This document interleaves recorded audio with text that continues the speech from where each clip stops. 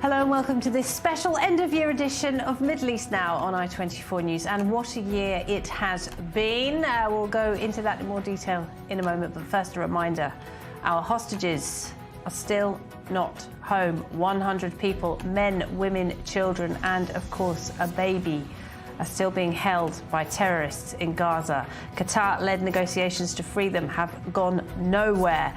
Fierce fighting rages on in Gaza. Israel has decimated but not defeated Hezbollah and Hamas, while Iran's influence across the region has all but collapsed. The last functional arm of Iran's axis are the Houthis in Yemen, who continue to fire missiles at Israel, including one just last night, while the US and its allies continue to pound Houthi targets in Yemen. More in this report. Sirens rung out once again in central Israel around midnight on Monday as a missile launched from Yemen was intercepted by the Israeli Air Force. The Houthis claiming in a televised statement that their attacks were successful. In recent days, as the Iran-backed Yemeni rebels have stepped up their attacks on Israel, Houthi official Hezam al-Assad posted a threat in Hebrew on X, warning Israelis, as long as children in Gaza are being killed every day, the Zionists will not be allowed to sleep. The Iran-backed group also claimed to have targeted the American aircraft carrier USS Harry S. Truman. This comes after the U.S. military said it conducted precision airstrikes against a missile storage facility and a command and control facility in Yemen's capital as an ongoing commitment to protect U.S. and coalition personnel, regional partners, and international shipping. And then following this up with a Tuesday attack on multiple Houthi targets across Yemen's capital. On Monday at the Security Council briefing in New York, Israel's UN ambassador Danny Danon issued what he called a final warning to the Houthis to halt their missile attacks on Israel. Perhaps you have not been paying attention to what has happened to the Middle East over the past year. Well, allow me to remind you what has happened to Hamas, to Hezbollah, to Assad, to all those who have attempted to destroy us. This is not a threat. It is a promise. You will share the same miserable fate. At the same briefing, the U.S. representative said that it is critical that Israel coordinate its military operations to ensure that they do not threaten the lives of civilians or civilian infrastructure. A UN official for humanitarian aid denied Friday that the airport, which was struck by Israel earlier this month, had any military purpose. It is the location whereby all of the international humanitarian aid workers come in and leave by. So if that airport is disabled, it will paralyze the humanitarian operations. Assistant Secretary General for Middle East, Asia and the Pacific, Khaled Kiari, warned the Middle East was witnessing another dangerous escalation and reiterated that attacks originating from Houthi-controlled areas in Yemen must stop. Well, a year ago, Iran had Israel surrounded with a ring of proxies sworn to its destruction, and the West was eager to engage Tehran on talks to curb its nuclear program. But a steady campaign by the IDF and the fall of the Assad regime in Syria has left Iran exposed and vulnerable. Our Middle East correspondent Ariel Otaran looks back over the past 12 months. At the start of 2024, Iran and its proxies were riding high and full of confidence. Tehran's so-called Ring of Fire was tightening around Israel, which was fending off attacks from 7 different fronts, with IDF troops bogged down in the Gaza ground offensive. After 100 days, Israeli forces and their intelligence have failed. They were not able to bring back a single hostage. On January 2nd, Israel did what it hadn't done in years until that point, striking in Beirut, eliminating Hamas deputy Saleh el-Arouri. If the enemy thinks of waging a war on Lebanon, we will fight without restraint, without rules, without limits, and without restrictions. They know what I mean, and they will regret it. In the ensuing months, Hezbollah continued its daily rocket and drone strikes on northern Israeli communities. The Houthis targeted commercial ships in the Red Sea and began firing ballistic missiles and drones at Israel, with pro-Iranian militias in Iraq also participating in the drone attacks. Israel continued to eliminate senior Hezbollah commanders and targeted its weapons depots, gradually degrading its capabilities. In April, the IDF struck the Iranian consulate in Damascus, killing 16 people, including 8 IRGC officers. The defeat of the Zionist regime in Gaza will continue, and this regime will be close to decline and dissolution. Desperate efforts like the one they committed in Syria will not save them. They will be slapped for that action. 10 days later, Iran launched over 320 missiles and drones at Israel, injuring a 7-year-old girl and causing slight damage to 2 Israeli air bases. It was Iran's first ever direct attack on Israel. Operation True Promise was completed successfully and achieved all its objectives. The reason for this operation was the crossing of red lines by the Zionist regime. Israel responded by striking Iranian military sites and an air defense battery. Then, in mid-May, tragedy struck Iran. خادم جمهور ایران آیت الله دکتر سید ابراهیم رئیسی رئیس جمهور اسلامی ایران در راه خدمت به مردم به درجه رفیع شهادت رسید. Iranian President Ibrahim Raisi was killed in a helicopter crash due to bad weather, along with other top officials, including his foreign minister, the lead coordinator of the Iranian proxy program. 2 months later, the inauguration of Raisi's replacement, Masoud Pezeshkian, brought to Tehran representatives of Iran's proxies and Palestinian terror groups. Later that night, a bomb planted in the bed of Ismail Haniyeh, who was staying at an IRGC safe house, exploded, killing the Hamas leader. Iran vowed to retaliate, but Israel struck again, unexpectedly and hard.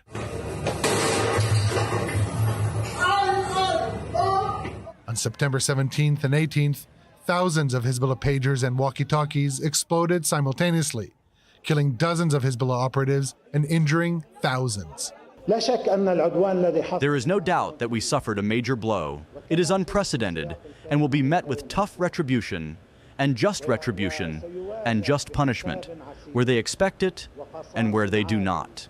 Operation Grim Beeper, attributed to Israel's Mossad, pushed Hezbollah to abandon its technical means of communication, forcing its leaders to meet in person, a mistake Israel took full advantage of.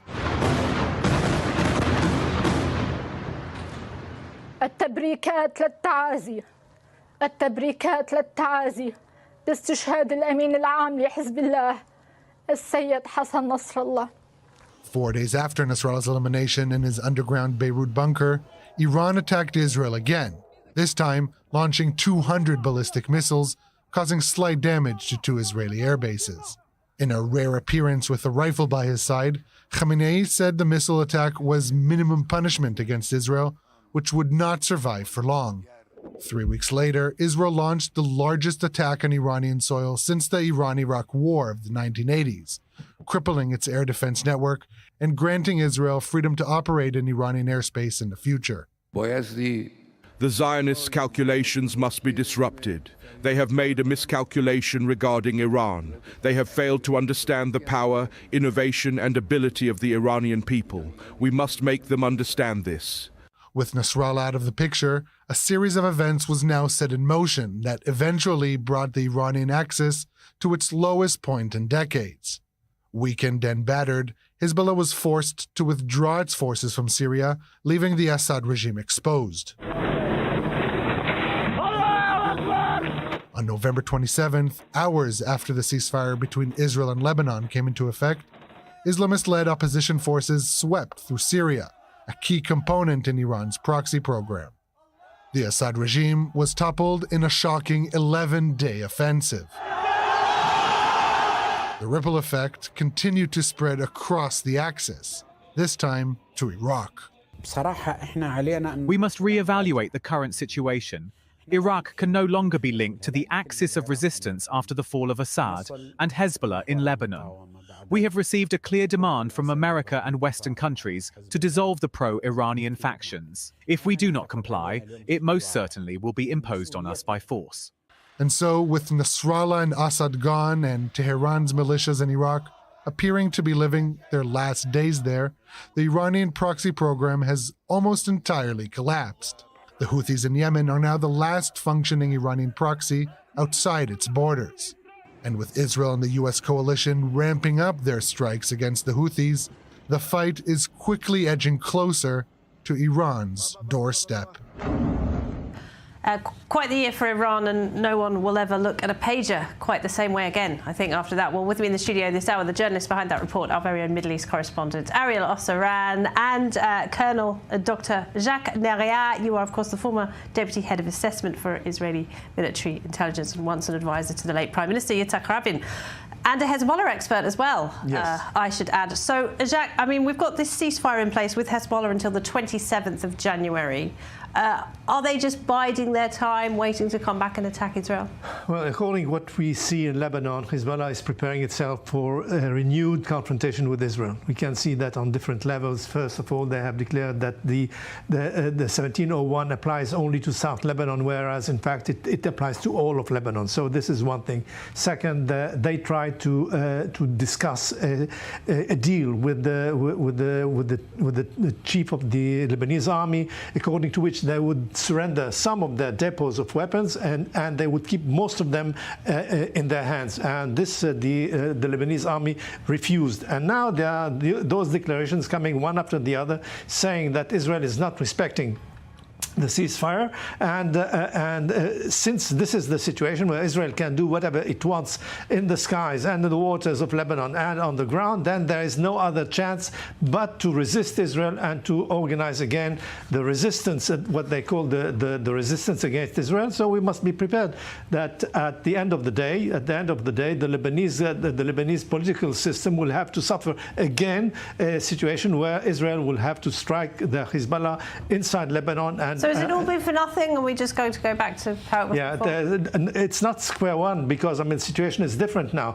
Hezbollah doesn't have anymore the backyard Syria. Syria is no more, I mean, a friend. It's not no more a background where that allows the flow of weapons from Iran into Lebanon and to rearm the Hezbollah. This is a completely different situation. Hezbollah is stuck in two fronts. One is the Syrian one that is no more existent, and the second one is Israel. Well, on that, there were reports that Iran was planning to fly weapons directly into Beirut airport. Well, you know, they have tried to cross the Syrian airspace, and the Syrian airspace was refused. So the Iranians had to come back. So they're cut off. They're isolated. So they have to. Okay. There are still some places where they can bring some weapons into Lebanon, but I mean the most distressing thing is that Iran has been organizing together with Hezbollah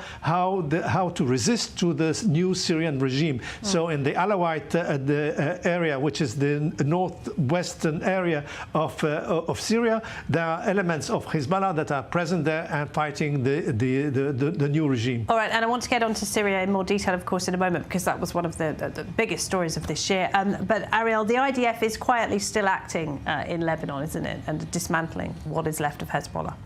Yeah, as it moves, kind of repositioning in southern Lebanon, it continues to uncover weapons caches, underground terror infrastructure, and what they're doing is that they're dismantling these sites. And so residents of southern Lebanon on a daily basis report loud sounds of explosions originating from these dismantling of Hezbollah terror infrastructure. There was a report a couple hours ago by Lebanese media of Israeli drone strike on a car in Beni Hayan in southern Lebanon.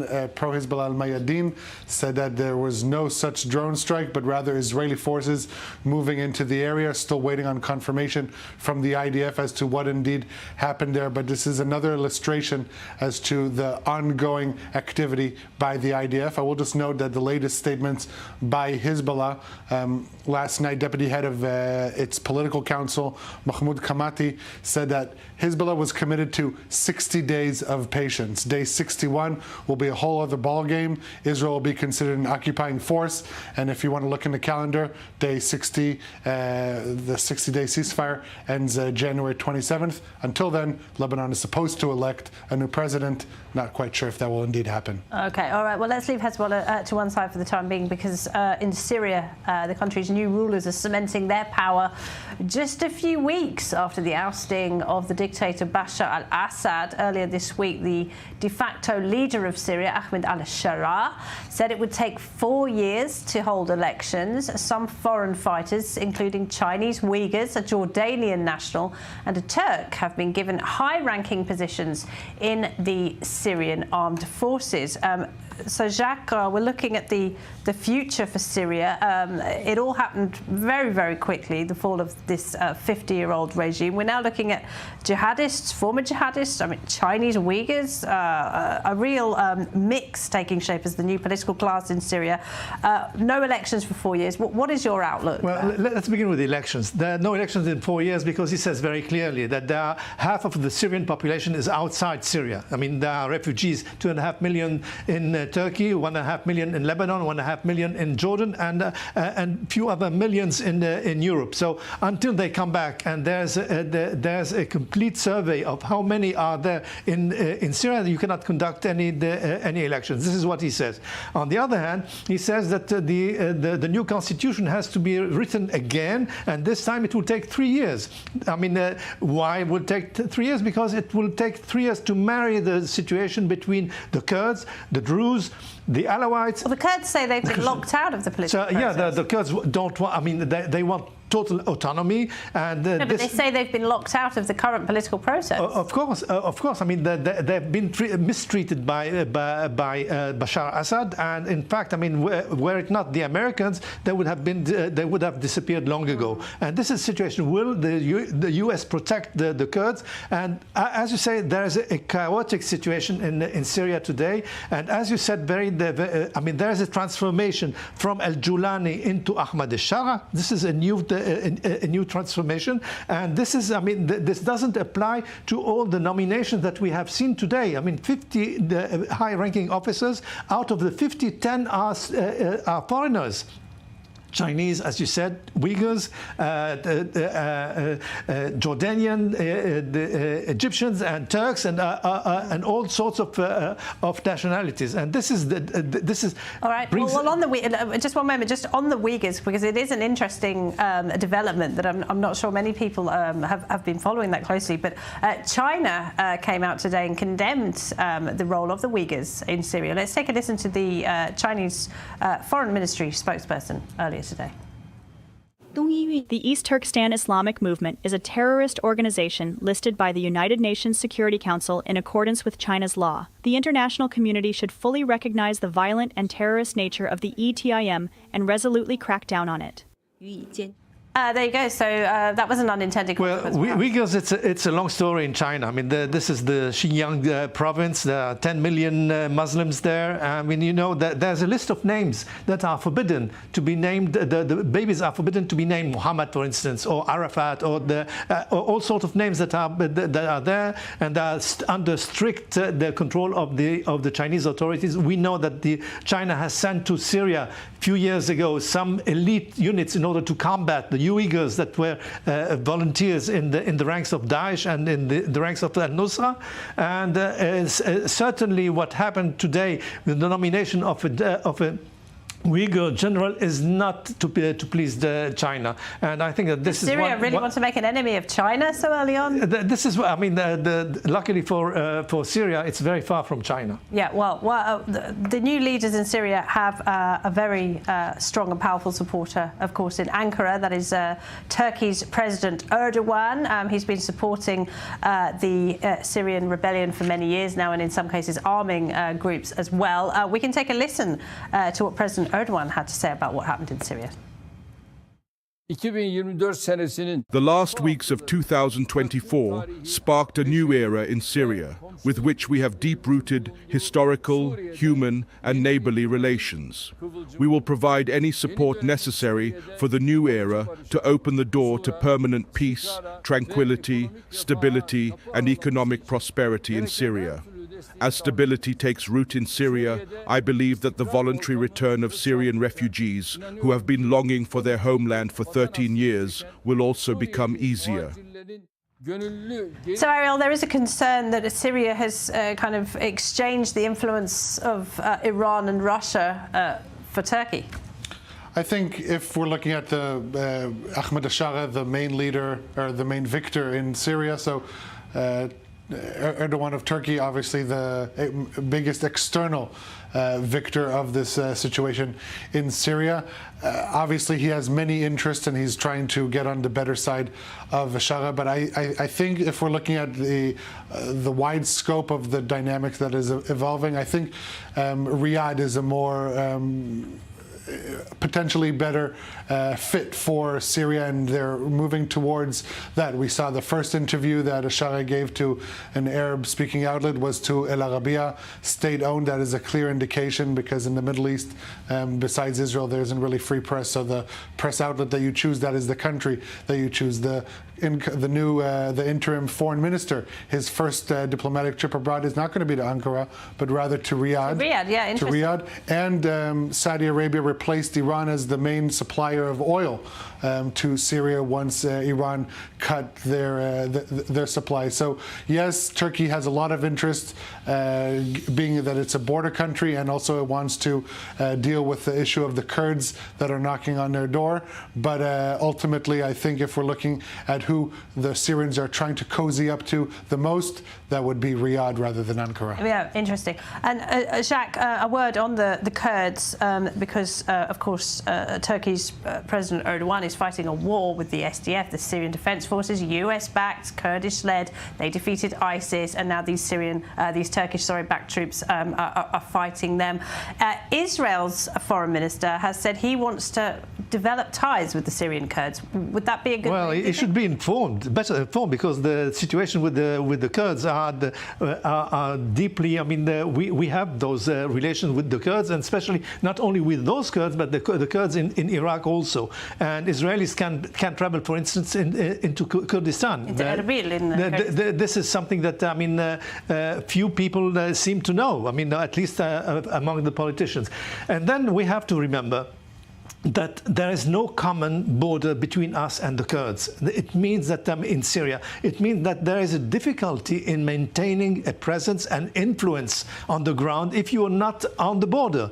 So, I mean, we can speak till tomorrow, but the fact is that the Americans, with 300 soldiers, they are the ones that are protecting the Kurds from Turkey. Well, the Kurds are fighting pretty. And the Kurds, I mean, the Kurds are fighting, and we see that in Minbij, the biggest town in the northern part of the Syria, Kurdistan, there are battles that are being held right now between Kurds and Turkish forces. And right now, I mean, the Kurds are just withholding, and in fact, their domain is east of the Euphrates, and this is where they stand. Until now, the Turks have not tried to go beyond that. And the Kurds, of course, are guarding those prisoners packed full of ISIS terrorists. Exactly years ago. The French bombed some ISIS positions in Syria today for the first time in several years, I believe. That suggests perhaps some intelligence about those prisons no longer being secure, or what do you read into it? It seems that on the very first day of the so-called revolution,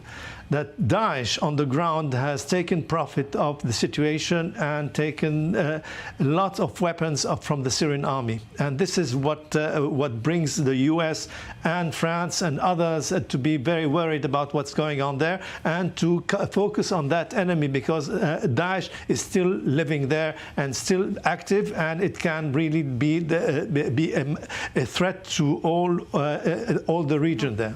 Okay, thank you both. Well, whatever comes next, many in Syria are right now enjoying a newfound taste of freedom, nowhere more so than in the cafes of Damascus, which are bustling with customers eager to gather and express their opinions and ideas without fear. Our Fabio Shapiro reports. Historically, bars and cafes are the meeting place of society's intellectuals across the globe. From its crowded tables came philosophers, revolutionaries, and people who just wanted to vent or dream about a better reality. This was also the case in Syria. In the past, policies were crafted in cafes through discussions among society figures, as well as cultural, intellectual, and economic elites. State policies were built in cafes.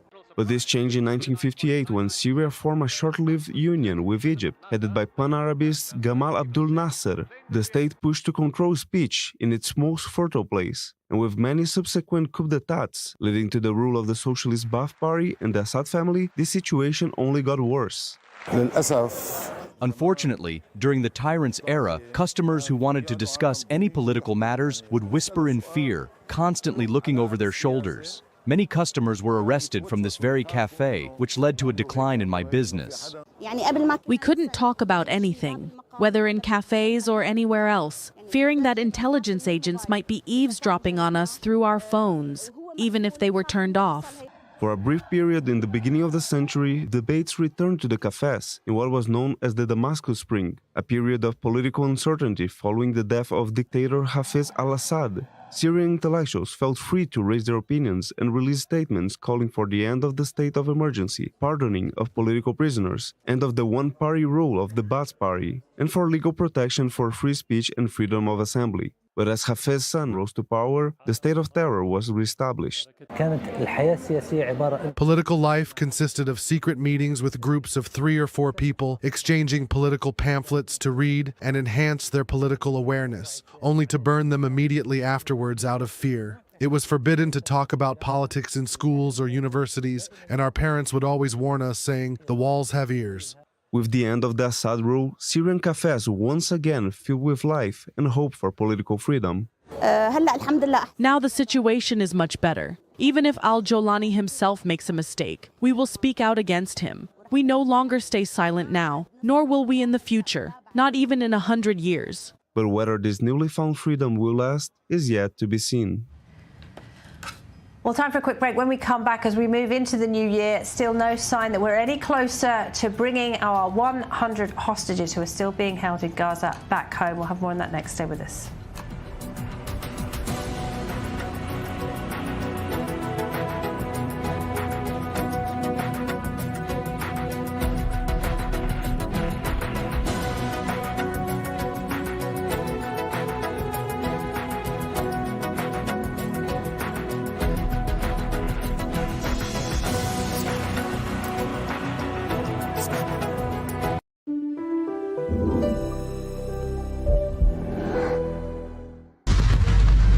Started on October 7th, but for many, the horror may never end. With homes destroyed, families displaced, hostages missing, soldiers fallen, and a country traumatized. In the first year alone, more than 17,000 Israelis have been wounded, and hundreds of thousands have experienced psychological trauma and need support now. Thankfully, for 112 years, Hadassah hospitals have been on the ground healing. At our expanding Gandel Rehabilitation Center, we're providing critical physical therapy and life-changing mental health services. Hadassah is a great place. Today I'm really thankful. Now, some are back home, living their lives, but many more still need our help. Help your family and friends heal at Hadassah hospitals. Give today.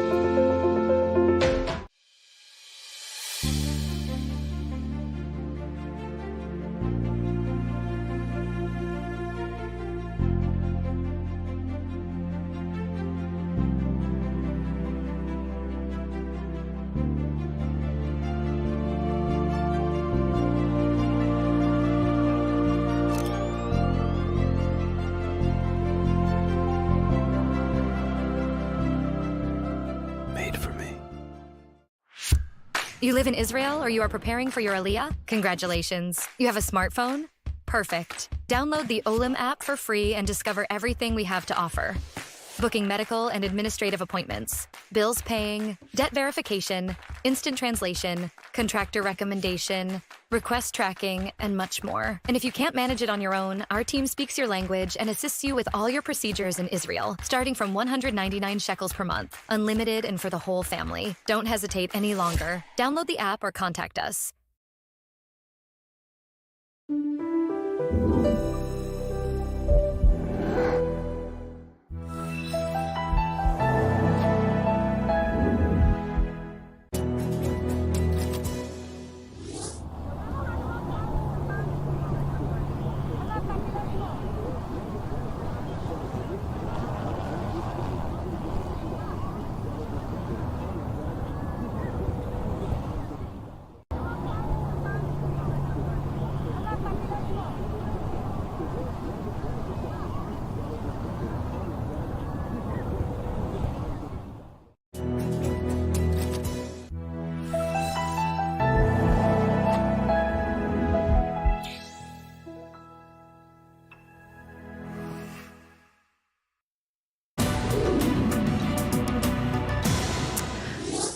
Welcome back. 452 days. That is how long the hostages have been held in Gaza. Hamas is still refusing to hand over a list of living hostages who would be released as part of any potential ceasefire agreement. Well, let's check in with Baligh Sladin.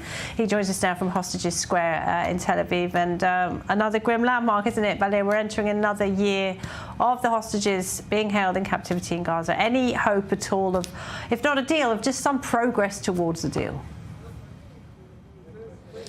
Well, exactly. Another year without the hostages. That's what the families of the hostages are saying here at Hostages Square, especially when it is Hanukkah and the holiday of the miracles. But they are hoping for that miracle to happen. And what we are getting from the talks and the latest reports about the talks is that things are getting a little bit less optimistic, to say the least. Today, a Hamas official said to Al Sharq, channel, a Saudi channel, that the mediators are doing lots of effort in order to get the negotiations back on track because of the fact that they have stalemated recently and there is no progress in the main issues. Well, maybe there are some progress, so there is some progress in terms of the tactical issues of the number of the Palestinian prisoners that will be exchanged for each hostage, or maybe how exactly the people that evacuated the north of Gaza will go back to their homes. But and the main issue, which is the end of the war, there is no progress about that. We have heard a couple of weeks ago that Hamas dropped their demand for an Israeli declaration for the end of the war since day one of the hostage deal, and maybe that's right. But, and this is very important to explain, Hamas is still demanding guarantees that once the deal starts, then it will lead to the second phase and also to the third phase, which means that they are still demanding this guarantee that once there is a deal, then the war will end. They don't care if it's in 3 phases, 2 phases, 1 phase. That's insignificant for them. What is important for them is the end of the war and, of course, the exchange for the Palestinian prisoners. Also, a Hamas official said today to Al Arabiya, or actually yesterday, that Israel deals with this deal as just a hostage deal that would secure the release of hostages, but we deal with it as a deal for the end of the war. And that's why we've heard Prime Minister Netanyahu yesterday indicating, according to Israeli media, that he doesn't want to make this whole thing ambiguous and not clear about it. We should be upfront about this, that we want hostages and then we will resume the fighting. That's what that's what the Prime Minister is demanding from the delegation that negotiates this hostage deal. And today, Israeli officials are also saying that although that there is no progress in the negotiations, but it didn't reach a deadlock, and that's very important because the families of the hostages are still hoping that in a week time we will be hearing good news about these negotiations. I am not sure about that because Hamas, even though that the situation in Gaza, the humanitarian situation is very, very difficult, it seems that they don't care much about that and they're taking their time, and they still believe that they can convince Israel to give up on its demand to remove them from power from the Gaza Strip. Yeah, very painful situation, the most painful situation as we move into 2025. Baligh, thank you very much indeed. Baligh Sladin there. Well, Israel's existential war has tested its relationship with the United States. Prime Minister Netanyahu's approach frequently clashing with the Biden administration. Our senior US correspondent Mike Wagenheim takes a deeper look at some of the highs and the lows between Jerusalem and Washington over the past year. This year marked a profound test in relations between the strongest of allies. The administration of U.S. President Joe Biden chided, often harshly, the government of Israeli Premier Benjamin Netanyahu for Jerusalem's handling of its war against Hamas, and specifically the toll on the Gazan civilian population and humanitarian workers. I think what he's doing is a mistake. I don't agree with his approach. I think it's outrageous. So what I'm calling for is for the Israelis to just call for a ceasefire, allow for the next 6-8 weeks total access to all food and medicine going into the country. To win this war, We must destroy the remaining Hamas battalions in Rafah. If not, Hamas will regroup, rearm, and reconquer Gaza. And then we're back to square one. And that's an intolerable threat that we cannot accept. Mr. President, if you think it's time for Prime Minister Netanyahu to do more on this issue, do you think he's doing enough? No. It's been 20 years, we haven't gone back in. Because you all know and understand that the international community, including friendly countries under enormous domestic pressure because of the propaganda that's leveled against Israel and against them, not to come back. What is their message? End the war. And so when we want to come back and resume, we'll pay an exorbitant price in many fields, including in the lives of our men. To come back, it's not just a military question. It's a military, political, strategic question. Despite the tensions and a disputed withholding of select weapons transfers, the White House largely continued its support, rejecting multiple attempts at the United Nations Security Council to force a permanent ceasefire without guaranteeing the release of the hostages still held in Gaza. While military-to-military coordination remained strong, the policy end did not. Netanyahu defied the White House's demands not to invade the southern Gazan city of Rafah, Hamas's last stronghold. And, even more consequentially, hours after Biden publicly called for an Israel-Hezbollah ceasefire, Netanyahu ordered the assassination of the terror group's leader, Hassan Nasrallah, leading to Hezbollah's collapse. It even led to praise from Biden. And I can tell you the United States had no knowledge of or participation in the IDF action. We're gathering more information. I'll have more to say when we have more information. You say you support Israel's decision to defend itself. Do you support what they did today with the strikes in Beirut? We have to get more detail. I don't know enough to answer that question. But that event, which led to Israel gaining the upper hand in regional affairs, was indicative of a wider disconnect. While largely supporting Israel abroad, the Biden administration was slow and often unwilling to condemn anti-Israel and often outright anti-Semitic activities on American college campuses and in the streets. And while hostage family members spoke at both the Republican and Democratic national conventions, and an expected tsunami of protesters turned into a drip, it became obvious which party felt that backing Israel was a politically winning message. With Donald Trump's victory and the expected return of his pro-Israel policies, Jerusalem seems happy to welcome in a new Washington at the turn of the year. Reporting from the nation's capital, Mike Wagenheim, I-24 News. Mike Wagenheim there. Well, Colonel Dr. Jacques Nariat still with me in the studio. And let's bring in Eric Mandel. He's the founder and director of the Middle East Political Information Network and the senior editor for security at the Jerusalem Report. Welcome, Eric. So, Eric, I mean, it's very much been a year of ups and downs between Israel and the United States, hasn't it? What will change next year when President-elect Donald Trump moves into the White House? I think people who say they know what is going to happen should take a deep breath, because I think President will have to do a lot of different things. I was going through the ideas of what America challenges in the Middle East, dealing with Iran, which is still the number one problem. We have the opportunity to strike them now in the nuclear facilities. Will President Trump do that? We realize now we're dealing with an ascendant Turkey, in a way replacing Iran. Syria, which everybody's been excited about, is more likely to look like the Arab winter than it is the Arab spring. China is more involved, America's number one global enemy. They get 36% of their fossil fuels from this region and almost $500 billion of trade. The questions are how Trump will deal with Erdogan. Will we abandon the Kurds?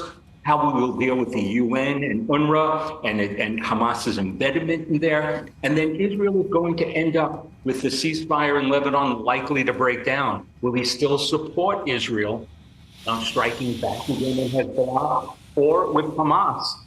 Because one of the aims of Israel was never to destroy all the tunnels. And this gets us to the final question.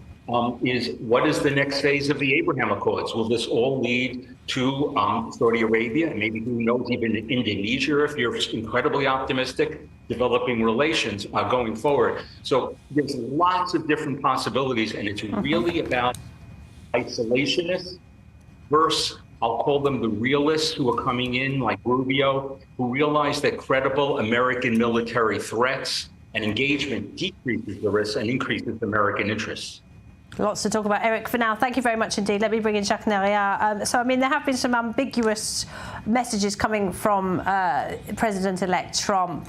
He wants all of the wars wrapped up by the time he takes office. He's also threatened to rain hell, as he put it, down on Hamas if the hostages aren't free. What is your expectation? Well, first of all, he's frightened everybody. Everybody is looking at Trump and say that something is going to happen, and what sort of something dramatic will happen. But once he's president, I believe that basically the relations between Israel and the United States will remain as it is, as they are today, meaning that the United States will stand with Israel facing all threats, and the famous don't will continue to be don't also under Trump. And I think that this is something that most of the Israeli politicians do not really understand, how the essential and how the central is the American support for Israel. And I think that this will continue. On the other hand, you cannot expect. I mean, you can expect some decisions that might raise an eyebrow in Israel.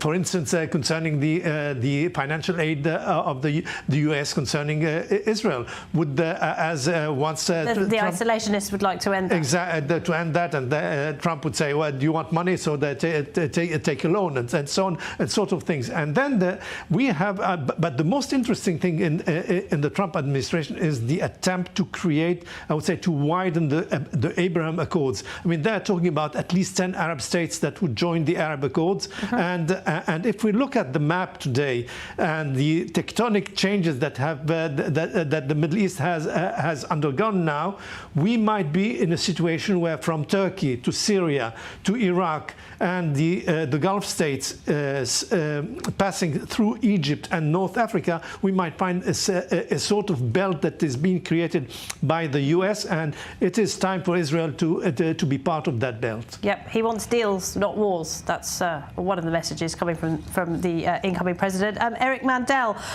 the New York Times reported this week on the war with Hamas. It said that Israel had caused more civilian casualties in Gaza than necessary by loosening the rules of engagement. Are those reports true? And if they are, or was that justified? Well, first of all, the New York Times has an agenda, and the agenda is to delegitimize Israel's right to win a war, a defensive. The Times could have easily chosen an article that would have said about Hamas's use of civilians as human shields. It could have talked about, as a war strategy, using hospitals for terror, but they chose to do this.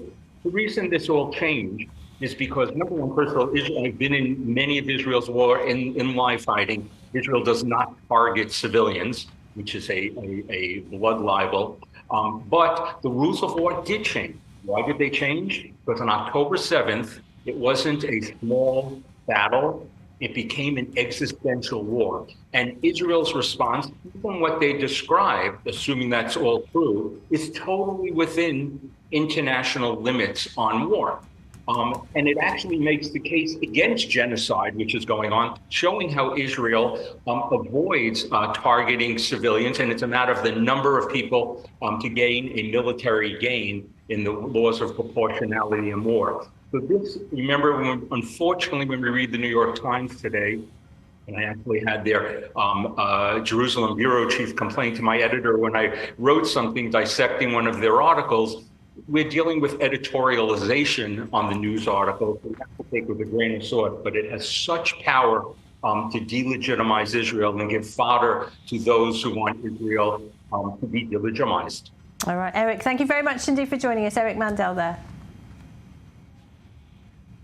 Well, Israel's war with Hamas has also tested its ties with the moderate Arab states like Egypt, Jordan and the United Arab Emirates. But behind the public statements of condemnation from those countries, the relationships have held firm. Our Lynn Plachmeyer has more. 4 years after the signing of the historic Abraham Accords peace treaty between Israel, Bahrain and the UAE, later followed by Morocco, the Hamas war has put a strain on relations between the countries. No official Israeli visits have been made to any of these countries and new cooperation agreements have been suspended. But despite the quiet, Israel's bilateral trade has grown significantly with all three countries. Furthermore, because of the Houthi attacks on the shipping trade in the Red Sea, a trade route has been established through the UAE, Saudi Arabia, Jordan and Israel, something that seemed impossible before the war due to an earlier boycott from the Arab world against Israel. All three countries' envoys have been continuing working behind the scenes, despite the public criticism on Israel's policies in Gaza. Jordan, which has normalized ties with Israel in 1994, is the only country that has recalled its ambassador from Israel, but it has not severed ties with its neighboring country. Meanwhile, before the Hamas onslaught on October 7, the Biden administration was pushing for an expansion of the Abraham Accords, namely a normalization deal between Israel and Saudi Arabia. Look at what happens when we make peace between Saudi Arabia and Israel. The whole Middle East changes. We tear down the walls of enmity. We bring the possibility of prosperity and peace to this entire region. But ever since the Hamas war, the Saudis have been vocal about demanding a Palestinian state in order to move forward in any deal, something that Israel is not willing to give. The kingdom's position is constant and firm. There is no way to achieve security and stability in Palestine except through the implementation of the international decisions related to the two-state solution to enable the Palestinian people to achieve their legitimate rights to establish an independent, sovereign Palestinian state on the 1967 borders with East Jerusalem as its capital. And so, even though the ongoing wars have proven to be a diplomatic nightmare for Israel and its Arab allies, it seems that despite all its complications, the Abraham Accords are here to stay. Jacques Neria with me in the studio. So Jacques, what is your outlook then in terms of Israel's relationships with those moderate Arab countries, that those relationships have been very much under strain following the war? Well, one thing is certain, that none of those states have broken its diplomatic relations with Israel since the beginning of the war. I mean, except for Jordan, who has just called back its ambassador. I mean, nothing has been done. I mean, the Flying Dubai is still there. I mean, the Israelis are still visiting Dubai and the Gulf states, and I think that this is something that symbolizes for Israel the most interesting part of the Abraham Accords, and brings the Israeli more lenient to compromises. And this is something that is very important, because in the next phase, if we go according to the map of our Prime Minister, which lacks here Syria, because Syria has changed in the meantime, there will be a price to pay. It's already up to date, right? A price to pay for the Palestinian issue, in the Palestinian issue, and other issues also. And this is a situation where Israel, when they look at the situation today with the Arab moderate state, and say, okay, this is something that could be acceptable, and change the whole picture of where we stand today in the Middle East. All right, Jacques, thank you very much indeed. Always a pleasure. Jacques Neria. Thank you. Well, it has been getting very little coverage in the international media, but Sudan is facing a second year of war. Thousands have been killed and millions displaced by the fighting between the armed forces and the RSF militia. Famine is widespread and there appears to be no end in sight to the fighting. With us now, Monim Haroun is Advocacy Manager at the group Hayas Israel. Thank you for being with us, Monim. So what is the latest first on the ground in terms of the fighting? Thank you so much for having me, and thank you for covering the issue of Sudan. As you said, is receiving very little international attention. So unfortunately, the fightings in Sudan are continuing in many regions, with more intense fightings being in Khartoum, where there is extremely high civilian casualties, and also in North Darfur, where there is indiscriminate airstrike and also ground strike by both sides into the IDP camps, where millions of refugees, of internal displaced people have found relatively safe place. But unfortunately, the fighting, it seems like it's going to be further escalated as more forces are getting engaged in this war. Where when we started, there were only two parties for this war, which is the Sudanese Army Forces and the Rapid Support Forces. But now we are seeing recently more armed forces are getting engaged. And unfortunately, it seems like more and more forces are going to be engaged. Just to say that in Sudan, there are over 10 different armed groups that are actively gaining grounds within Sudan, and not yet all of them get engaged in this war. But it seems like more and more are going to be engaged. So unfortunately, the fighting is escalating in many regions within Sudan. All right, Monim, stay with me because I want to bring in Jacques Naria, because you've been following events in Sudan closely as well. It is a strategic country. Bizarrely, it was part of the Abraham Accords, wasn't it, back in 2020? And look at it now. Just before the beginning of the civil war, we just welcomed a Sudanese delegation in Jerusalem, and we had talks about how to develop relations with Sudan, and some of the visitors were people that we had met in the army during the conflict in the 1973 war. I mean, then we just chatted about the war, about what happened in 1973, and suddenly things have changed, and Sudan is essential in this area because, I mean, it reflects the stability or instability of Sudan reflects on all the Horn of Africa, and certainly has an effect on Chad, on Central Africa. Sudan is the border for at least 7 other countries, and this is something that we have taken into consideration when we look at. I mean, an unstable Sudan is not good for Israel. It's not good for the Abraham Accords, and I think that we should be much more involved in order to stop this humanitarian tragedy that is going on right now in Sudan. And Monim, I mean, you're originally from Sudan, I understand. I mean, how do you feel? I mean, your country has been through so much war and strife. There was the genocide in Darfur, the overthrow of the dictator Omar al-Bashir, and now this terrible war, which barely gets any international attention. I mean, do you feel that the country is just condemned to war and chaos? How can it get out of this cycle? Yeah. First of all, I agree with every single word that Jacques, yes. Jack said. I completely agree with him, and I agree that Israel has to do more with the humanitarian crisis that is going in Sudan, and also the international community, considering that Israel also has its own crisis. Yes, I'm originally from Sudan, and all my family are still in Sudan, actually, and impacted by the war in Sudan.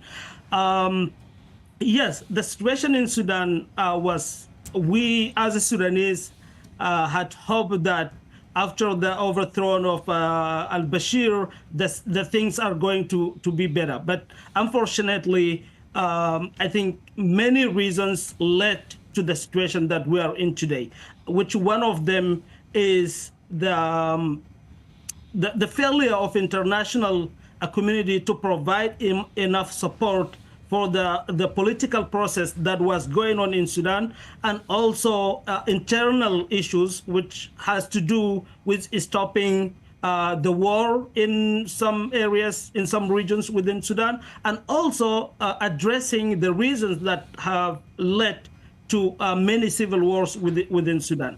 But I want to say that there is still a hope, but this to fix the issues that Sudan is facing today, but this hope has to come with more support from the international community in both diplomatic support, putting pressure on the fighting parties in Sudan, and humanitarian support for the civilian who are enormously suffering from the crisis in Sudan. Just what I wanted to say is that Sudan today is facing the largest humanitarian crisis in the world, where Sudanese are trapped between 3 deadly elements. One is the casualties resulted as the conflict between the fighting parties.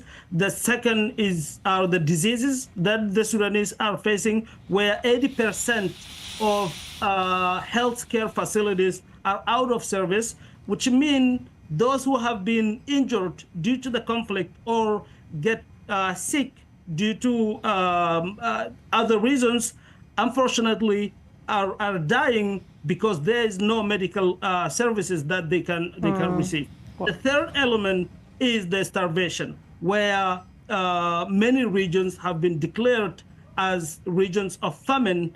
And right, people are literally, we're out of time, but yeah, I mean, people are literally starving to death in Sudan, and as I say, that is getting very little international coverage. Monim, we appreciate it. Thank you very much indeed, Monim Haroun Jacques-Naria. Let's hope 2025 brings a better year for the people of Sudan, the people of Gaza, the people across the region, and of course that our hostages are back home. Thanks for watching. Good night.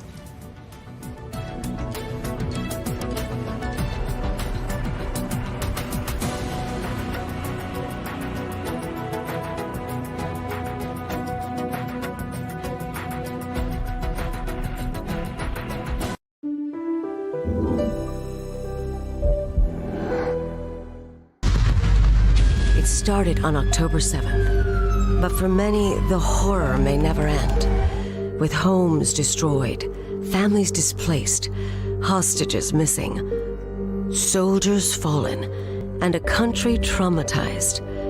In the first year alone, more than 17,000 Israelis have been wounded, and hundreds of thousands have experienced psychological trauma and need support now.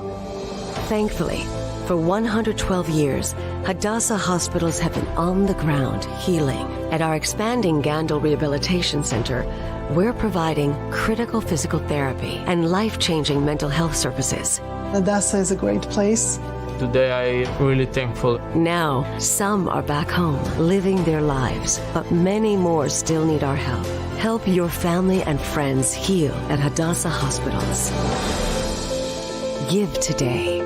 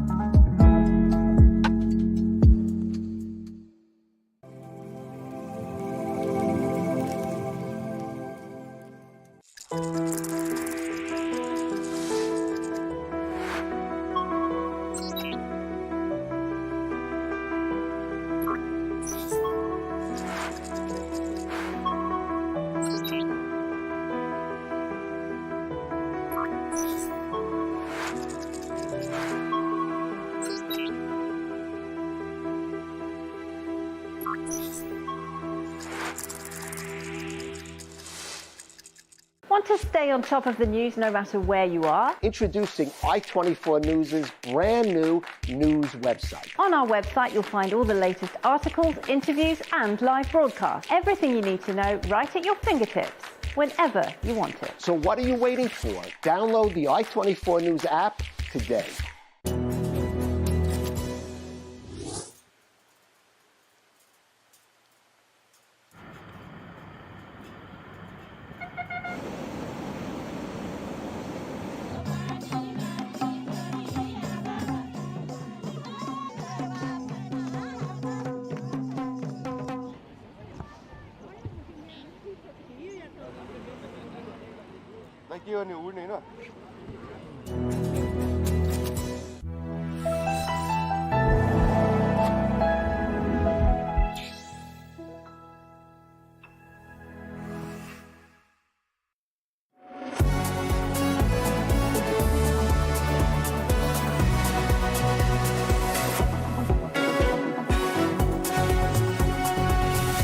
This is the rundown on I-24 News. I'm Benita Levine, live from Tel Aviv on the 31st of December 2024, New Year's Eve. Some parts of the world have already ushered in the start of 2025 with celebrations and fireworks. Very different scenes playing out here as the war continues. 452 days since the Hamas terror onslaught and mass abduction in southern Israel on the 7th of October. Nearly 15 months on, 100 hostages remain in captivity. The terror group has yet to provide proof of life. In today's show, we bring you some of the top stories in the past year in the Middle East and in the US. We'll discuss the Newsmakers of the year, and we'll take a look at what to expect in 2025. Plus, of course, the latest news updates on the ground as always. Talking of which, the latest out of Yemen, the Houthis continue trying to target Israel, vowing to keep showing support for Gaza. The missile fire happening despite the recent Israeli Air Force strikes on strategic sites in Yemen. More in this report. Sirens rung out once again in central Israel around midnight on Monday as a missile launched from Yemen was intercepted by the Israeli Air Force. The Houthis claiming in a televised statement that their attacks were successful. In recent days, as the Iran-backed Yemeni rebels have stepped up their attacks on Israel, Houthi official Hezam al-Assad posted a threat in Hebrew on X, warning Israelis, as long as children in Gaza are being killed every day, the Zionists will not be allowed to sleep. The Iran-backed group also claimed to have targeted the American aircraft carrier USS Harry S. Truman. This comes after the U.S. military said it conducted precision airstrikes against a missile storage facility and a command and control facility in Yemen's capital as an ongoing commitment to protect U.S. and coalition personnel, regional partners, and international shipping. And then following this up with a Tuesday attack on multiple Houthi targets across Yemen's capital. On Monday at the Security Council briefing in New York, Israel's UN ambassador Danny Danon issued what he called a final warning to the Houthis to halt their missile attacks on Israel. Perhaps you have not been paying attention to what has happened to the Middle East over the past year. Well, allow me to remind you what has happened to Hamas, to Hezbollah, to Assad, to all those who have attempted to destroy us. This is not a threat. It is a promise. You will share the same miserable fate. At the same briefing, the U.S. representative said that it is critical that Israel coordinate its military operations to ensure that they do not threaten the lives of civilians or civilian infrastructure. A UN official for humanitarian aid denied Friday that the airport, which was struck by Israel earlier this month, had any military purpose. It is the location whereby all of the international humanitarian aid workers come in and leave by. So if that airport is disabled, it will paralyze the humanitarian operations. Assistant Secretary General for Middle East, Asia and the Pacific, Khaled Kiari, warned the Middle East was witnessing another dangerous escalation and reiterated that attacks originating from Houthi-controlled areas in Yemen must stop. Now, since the Hamas invasion and mass abduction on the 7th of October, the terror group has seen support as such from Hezbollah in Lebanon, the Houthis in Yemen, militias in Iraq, not to mention 2 direct missile strikes out of the Islamic Republic itself, all targeting Israel. Middle East correspondent Ariel Osaran takes us back. At the start of 2024, Iran and its proxies were riding high and full of confidence. Tehran's so-called Ring of Fire was tightening around Israel, which was fending off attacks from 7 different fronts, with IDF troops bogged down in the Gaza ground offensive. After 100 days, Israeli forces and their intelligence have failed. They were not able to bring back a single hostage. On January 2nd, Israel did what it hadn't done in years until that point, striking in Beirut, eliminating Hamas deputy Saleh el-Arouri. If the enemy thinks of waging a war on Lebanon, we will fight without restraint, without rules, without limits, and without restrictions. They know what I mean, and they will regret it. In the ensuing months, Hezbollah continued its daily rocket and drone strikes on northern Israeli communities. The Houthis targeted commercial ships in the Red Sea and began firing ballistic missiles and drones at Israel, with pro-Iranian militias in Iraq also participating in the drone attacks. Israel continued to eliminate senior Hezbollah commanders and targeted its weapons depots, gradually degrading its capabilities. In April, the IDF struck the Iranian consulate in Damascus, killing 16 people, including 8 IRGC officers. The defeat of the Zionist regime in Gaza will continue, and this regime will be close to decline and dissolution. Desperate efforts like the one they committed in Syria will not save them. They will be slapped for that action. 10 days later, Iran launched over 320 missiles and drones at Israel, injuring a 7-year-old girl and causing slight damage to 2 Israeli air bases. It was Iran's first ever direct attack on Israel. Operation True Promise was completed successfully and achieved all its objectives. The reason for this operation was the crossing of red lines by the Zionist regime. Israel responded by striking Iranian military sites and an air defense battery. Then, in mid-May, tragedy struck Iran. خادم جمهور ایران آیت الله دکتر سید ابراهیم رئیسی رئیس جمهور اسلامی ایران در راه خدمت به مردم به درجه رفیع شهادت رسید. Iranian President Ibrahim Raisi was killed in a helicopter crash due to bad weather, along with other top officials, including his foreign minister, the lead coordinator of the Iranian proxy program. 2 months later, the inauguration of Raisi's replacement, Masoud Pezeshkian, brought to Tehran representatives of Iran's proxies and Palestinian terror groups. Later that night, a bomb planted in the bed of Ismail Haniyeh, who was staying at an IRGC safe house, exploded, killing the Hamas leader. Iran vowed to retaliate, but Israel struck again, unexpectedly and hard.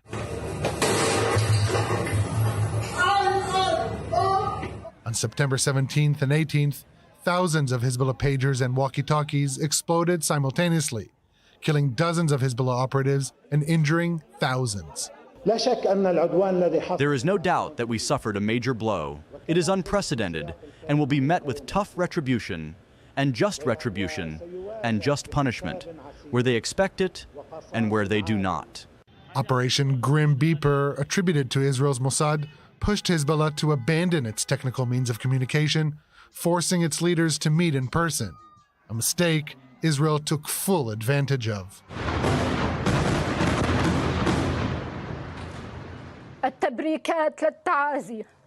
التبريكات للتعازي باستشهاد الأمين العام لحزب الله السيد حسن نصر الله.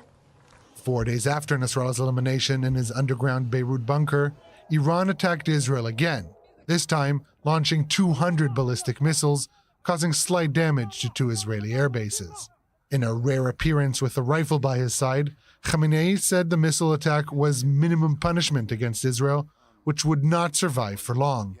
3 weeks later, Israel launched the largest attack on Iranian soil since the Iran-Iraq War of the 1980s, crippling its air defense network and granting Israel freedom to operate in Iranian airspace in the future. The Zionists' calculations must be disrupted. They have made a miscalculation regarding Iran.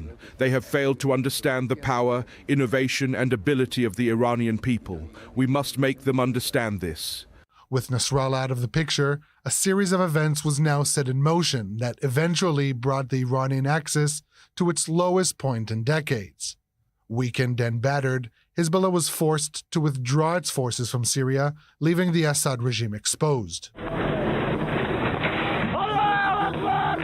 On November 27th, hours after the ceasefire between Israel and Lebanon came into effect, Islamist-led opposition forces swept through Syria, a key component in Iran's proxy program. The Assad regime was toppled in a shocking 11-day offensive. The ripple effect continued to spread across the axis, this time to Iraq. We must re-evaluate the current situation. Iraq can no longer be linked to the axis of resistance after the fall of Assad and Hezbollah in Lebanon. We have received a clear demand from America and Western countries to dissolve the pro-Iranian factions. If we do not comply, it most certainly will be imposed on us by force. And so, with Nasrallah and Assad gone and Tehran's militias in Iraq appearing to be living their last days there, the Iranian proxy program has almost entirely collapsed.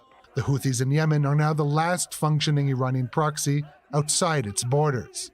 And with Israel and the U.S. coalition ramping up their strikes against the Houthis, the fight is quickly edging closer to Iran's doorstep.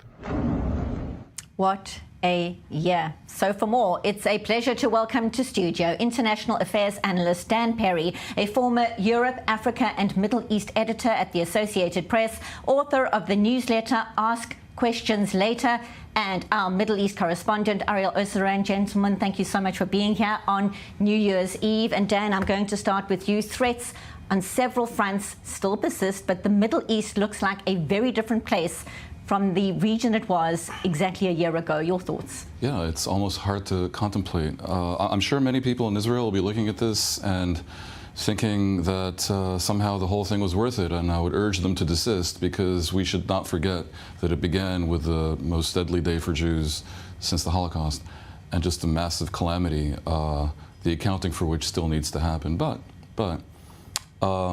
if we put aside the other fly in the ointment, which is the devastation in Gaza, which is just a huge human tragedy.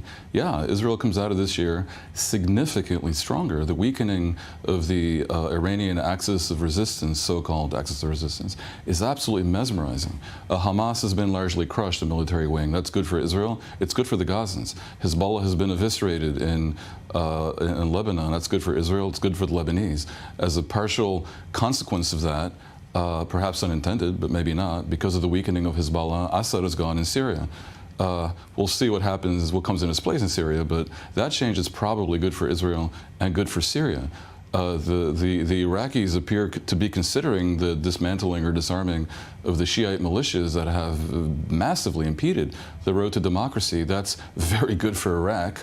And Iran is clearly weakened. Its air defense is exposed as ineffectual and basically clearly deterred from hitting back at Israel. So the one thing that I would say is the Houthis are the last miscreant standing. And it's a very sad thing, because it represents something tragic about the Arab world. The Houthis have nothing to recommend them. They brought nothing but destruction upon Yemen. Almost 500,000 Yemenis have died because of the Houthis. They have done nothing to ameliorate the suffering of Yemenis from starvation and cholera and poverty. They are completely useless, and that's the nicest word in the dictionary that one can apply to them. And here they are, courting disaster by impeding global maritime trade, by firing missiles at Israel and nuclear power. And this is somehow treated in the Arab world as almost acceptable.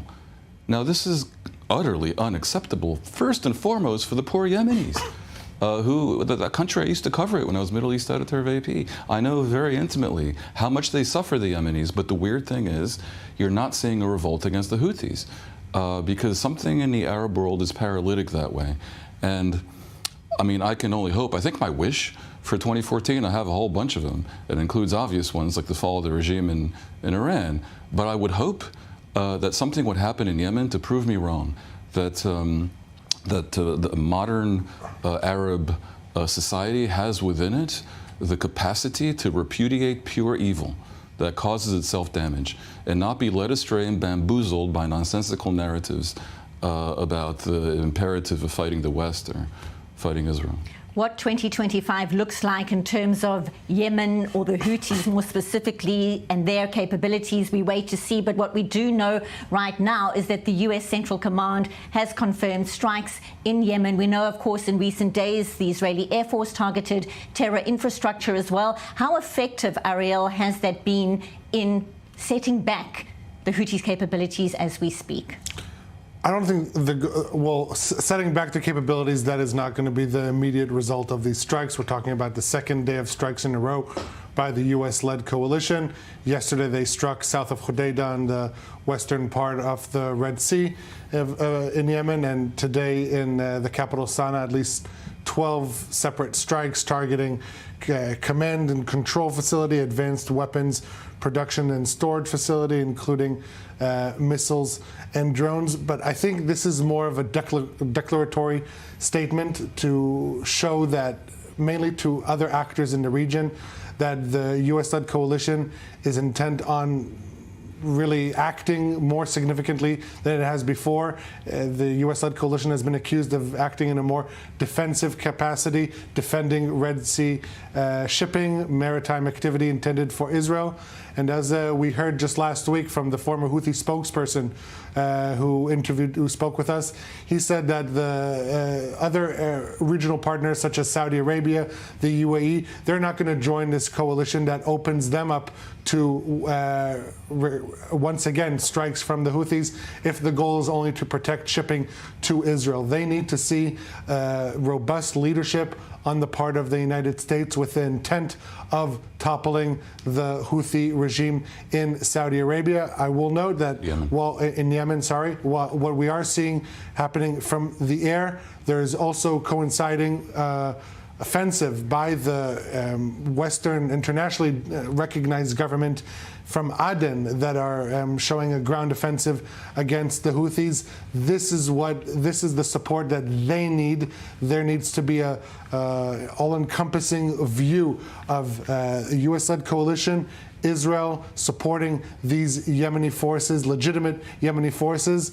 If indeed Saudi Arabia sees that they're serious in their support, they may consider joining, and that will be critical to topple the Houthi regime. Briefly. Well, so, I mean, if Arab society in Yemen doesn't have it within it to overtopple the Houthis, may they get all the assistance possible from the outside world. Maybe the combination can finally bring down the Axis. Certainly wait to see how that all unfolds. Always fascinating when there is an international coalition dealing with the threats, not just Israel. Gentlemen, stay with us. Much more to discuss as the year comes to a close. 100 hostages still remain in Hamas captivity in Gaza. Now, from daring rescues to unbearable tragedies, our Emma Siegel takes a deeper look at the past year. A year of protests, a year of hope and of grief, a year of Israel fighting to bring the hostages home. Opening 2024, Gaza-based terror group the Palestinian Islamic Jihad releases a hostage video that some would call psychological warfare and others would call proof of life. On January 8th, 47-year-old hostage Elad Katzir is seen in such a video. He was taken from kibbutz near Oz. Just 2 weeks later, Hamas publishes a video of 3 young female hostages, Daniela Gilboa and Karina Ariev, IDF border observers kidnapped from Nahal Oz, and Oron Stembrecher, taken from kibbutz Kfar Aza. February marked triumph for the IDF with the Army's first successful hostage rescue. Despite international outrage and condemnation, Israel entered Gaza's southern city of Rafah. It was there that security forces rescued 71-year-old Louis Hare and 61-year-old Fernando Marman, both abducted from kibbutz near Yitzhak. April, a month of hope for some with the release of proof-of-life videos, and grief as the IDF found the body of a hostage who was kidnapped to Gaza alive on October 7th. Elad Katzir was the first hostage video released in 2024, and he also became the first hostage body to be found in 2024 by the IDF and repatriated to Israel. On April 24th, Hamas released a video of 23-year-old Hirsch Goldberg Paulin. He was taken from the Nova Festival, where terrorists blew off his arm with a grenade. Just 2 days later, another video was publicized by Hamas, showing Omri Miran, 46, taken from kibbutz Nahal Oz, and Keith Siegel, 64, kidnapped from Kfar Aza. The video came as Hamas said it was studying Israel's latest truth proposal, a deal that was never accomplished. Another harrowing month for the hostage families. On May 11th, a hostage video of Nadav Popowell is aired by Hamas. The 10-second clip shows the bruised 51-year-old British Israeli taken from kibbutz Nirim. 1 week later, Israel recovered the bodies of 3 hostages, 22-year-old Shani Luke, 28-year-old Amit Buskila, and 56-year-old Itzhak Gelarenter, all murdered at the Nova Festival. A day later, Israel brought back the body of hostage Ron Binyamin, who on October 7th was on a bike ride near the Gaza border. On May 21st, the first proof-of-life video of Sasha Trufanov was released by the Islamic Jihad. The 28-year-old was kidnapped along with his mother, grandmother, and girlfriend, who were all released in the November 2023 deal. Shmi Alexander Tropanov. A month of hope and resilience for the Israeli people. A daring, intense, and dangerous daytime rescue that safely returned 4 hostages taken from the Nova Festival. Deep in Gaza's Nuseirat refugee camp, Israeli security forces rescued 40-year-old Shlomi Ziv, 27-year-old Andrei Kozlov, 21-year-old Almog Me'er Jan, and 25-year-old Noah Argamani. The video of Argamani being kidnapped by Hamas made global headlines as they dragged her away from her boyfriend on the back of a motorcycle. As the IDF continued to deepen its operations in Gaza, the army recovered the bodies of 6 more hostages who were murdered on October 7th. Master Sergeant in the reserves Oren Golden, 33, from near Yitzhak, Maya Gorin, 56, from near Oz, Staff Sergeant Tomer Ahimas, 20, who was killed in battle near Kibbutz Nirim, Sergeant Kirill Brodsky, 19, who was also killed in battle, and Sergeant Major in the reserves Ravid Arya Katz, 51, from near Oz. August, the month that shook the nation. 10 months after being abducted alive from southern Israel, the IDF found and brought back the bodies of Yagav Bushtav, 34, Chaim Perry, 79, Yor Metzger, 80, Alex Danskig, 76, Avraham Munder, 79, and Nadav Popowel, 51, all from kibbutz near Oz. Just a week later, a spark of hope with the rescue of Cade Farron Al-Qadi. The 52-year-old worked as a security guard in kibbutz Magen. He was found alone in a southern Gaza tunnel during a complex operation involving several Israeli security units. But just a few days after triumph, tragedy struck. On August 31st, the IDF announced they had retrieved 6 more hostage bodies from a tunnel in Rafah, all of who were taken from the Nova Festival. Ori Danino, 25, Alexander Lubanov, 32, Elamog Sarusi, 27, Carmel Gat, 40, Eden Yerushalami, 24, and Hirsch Goldberg-Paulin, 23. All 6 were taken alive, and they were all executed by their captors just days before the IDF reached them. Finally, my sweet boy, finally, you're free! The shocking revelation shook Israel, and mass protests erupted, demanding the release of the remaining hostages. Still reeling from the events of the month before, the mother of Matan Engrest released an audio recording of their son, which was recently found in Gaza. נתניהו, אתה חייב לעשות את ההחלפה הזאת בין האסירים בישראל לאסירים פה. November, a full year since the hostage release deal took place. The Islamic Jihad releases 2 more videos of Sasha Trufanov. Weeks later, Hamas publishes the first video of 20-year-old Eden Alexander, a lone soldier from the U.S. who was stationed in southern Israel on October 7th, the final month in 2024. The IDF retrieved the body of Itai Svirsky, who was killed in captivity. The 38-year-old was visiting his parents in Kibbutz Be'eri when Hamas militants stormed their home, taking Svirsky into Gaza.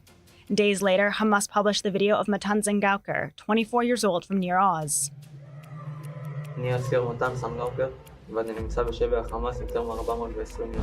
Now, as 2024 comes to a close, 100 hostages still remain in captivity by Gaza-based terror groups. A year of attempted hostage deals that never came to fruition, as families continue to fight to bring their loved ones back home.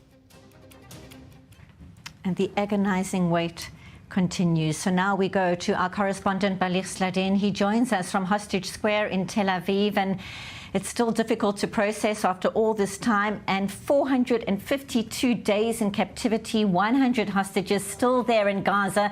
And the latest reports suggest Hamas is refusing to release some of the hostages Israel once freed in the first stage of the deal. What are you learning? What can you tell us? Yes, more and more reports about the challenges and the obstacles facing the mediators to reach that deal. That after 2 weeks of hopes and optimism among families of hostages and among Israelis in general, now we see that it has been only a few weeks of optimism because of that demand that Hamas has dropped, which was the demand to declare the end of the war since day one of that deal. But Hamas wants to actually reach that goal in different ways right now. From what we understand, Hamas is not actually demanding right now or dropping that demand to end the war. They are saying that we are demanding guarantees that after the first phase of the deal, the humanitarian phase, in which some hostages will be released, only the humanitarian ones, the elderly, the women and the children, we are demanding guarantees that you will continue for the second phase and the third phase, which means that they are just changing the rhetoric here, just the wording here, that now they are still demanding that they stay in power in Gaza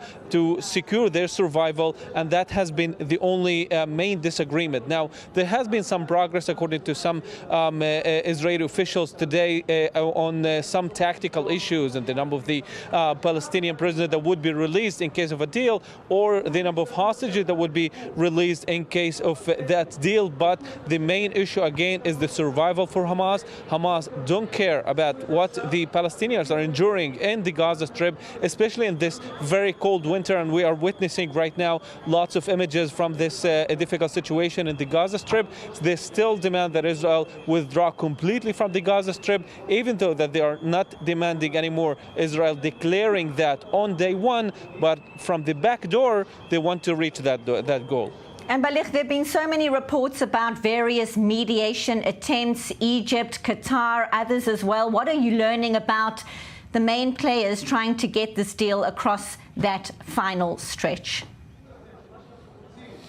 Well, a Hamas official told El Sharq, an Arab Saudi newspaper, just a few hours ago that the mediators are doing lots of efforts to get the negotiations back on track after there has been an obvious disagreements between the two sides, and there are no more delegations in Doha negotiating this deal. But the mediators, has said also yesterday, and especially the Egyptian ones, said that Israel is the one to blame actually because it insists on getting that list of alive hostages. Now, from what we understand, Hamas is actually saying that we are not willing to give you that list of alive hostages for the first phase of the deal because you're not willing to give us guarantees that you will end the war and you will continue for phase 2 and phase 3.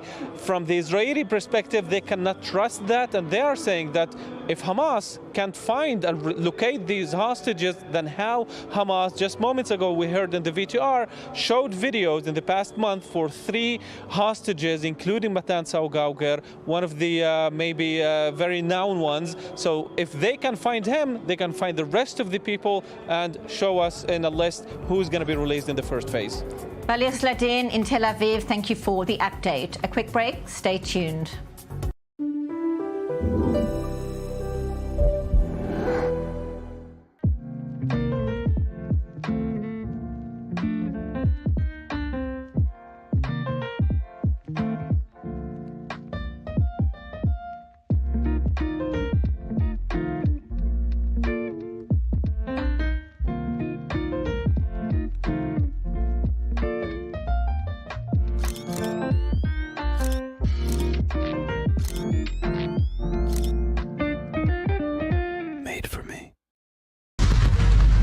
Started on October 7th, but for many, the horror may never end. With homes destroyed, families displaced, hostages missing, soldiers fallen, and a country traumatized. In the first year alone, more than 17,000 Israelis have been wounded, and hundreds of thousands have experienced psychological trauma and need support now. Thankfully, for 112 years, Hadassah hospitals have been on the ground healing. At our expanding Gandel Rehabilitation Center, we're providing critical physical therapy and life-changing mental health services. Hadassah is a great place. Today I'm really thankful. Now, some are back home, living their lives, but many more still need our help. Help your family and friends heal at Hadassah hospitals. Give today. You live in Israel or you are preparing for your Aliyah? Congratulations. You have a smartphone? Perfect. Download the Olim app for free and discover everything we have to offer.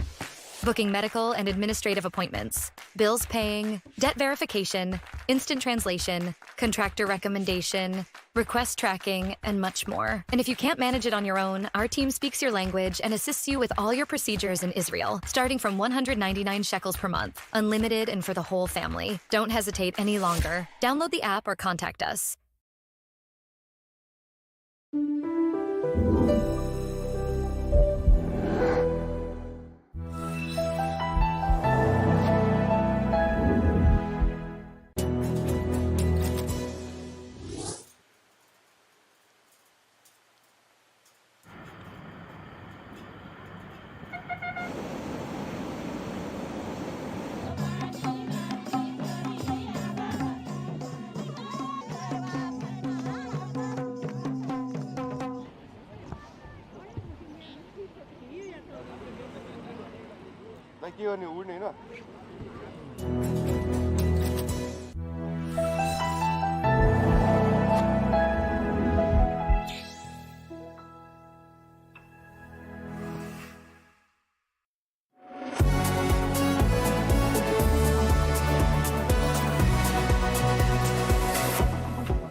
Welcome back to The Rundown. The relationship between allies Israel and the United States has faced some challenges throughout the war. The ironclad security relationship remains intact, but outgoing President Joe Biden and Prime Minister Benjamin Netanyahu have not always been on the same page, particularly over Israel's war strategy in Gaza and over U.S. weapons support. Senior U.S. correspondent Mike Wagenheim takes a deeper look at some of the highs and lows between Jerusalem and Washington in the past year.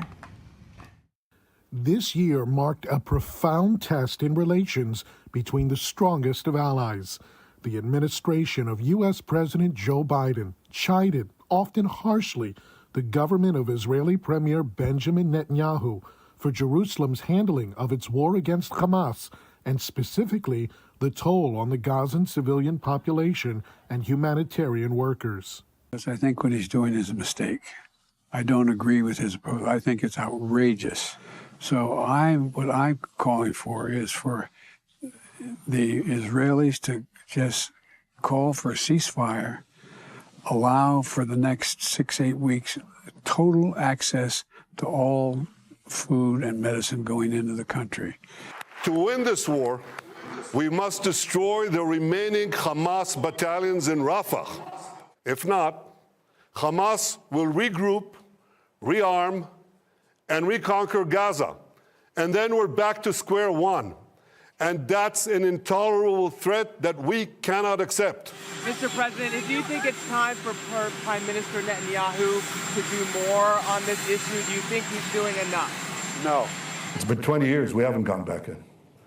Because you all know and understand that the international community, including friendly countries under enormous domestic pressure because of the propaganda that's leveled against Israel and against them, not to come back. What is their message? End the war. And so when we want to come back and resume, we'll pay an exorbitant price in many fields, including in the lives of our men.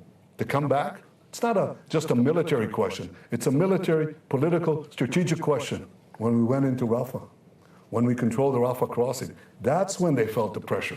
The first deal that we got was a result of our military pressure we put in. They gave us the hostages. After that, we'll have the international pressure turn on Israel, so we won't have to make any concessions. But after Rafah, they began to change. If we leave Rafah, if we leave the Philadelphia corridor, there won't be any pressure. We won't get the hostages. Despite the tensions and a disputed withholding of select weapons transfers, the White House largely continued its support, rejecting multiple attempts at the United Nations Security Council to force a permanent ceasefire without guaranteeing the release of the hostages still held in Gaza. We could not support an unconditional ceasefire that failed to release the hostages because, as this council has previously called for, a durable end to the war must come with the release of the hostages. These two urgent goals are inextricably linked. This resolution abandoned that necessity, and for that reason, the United States could not support it.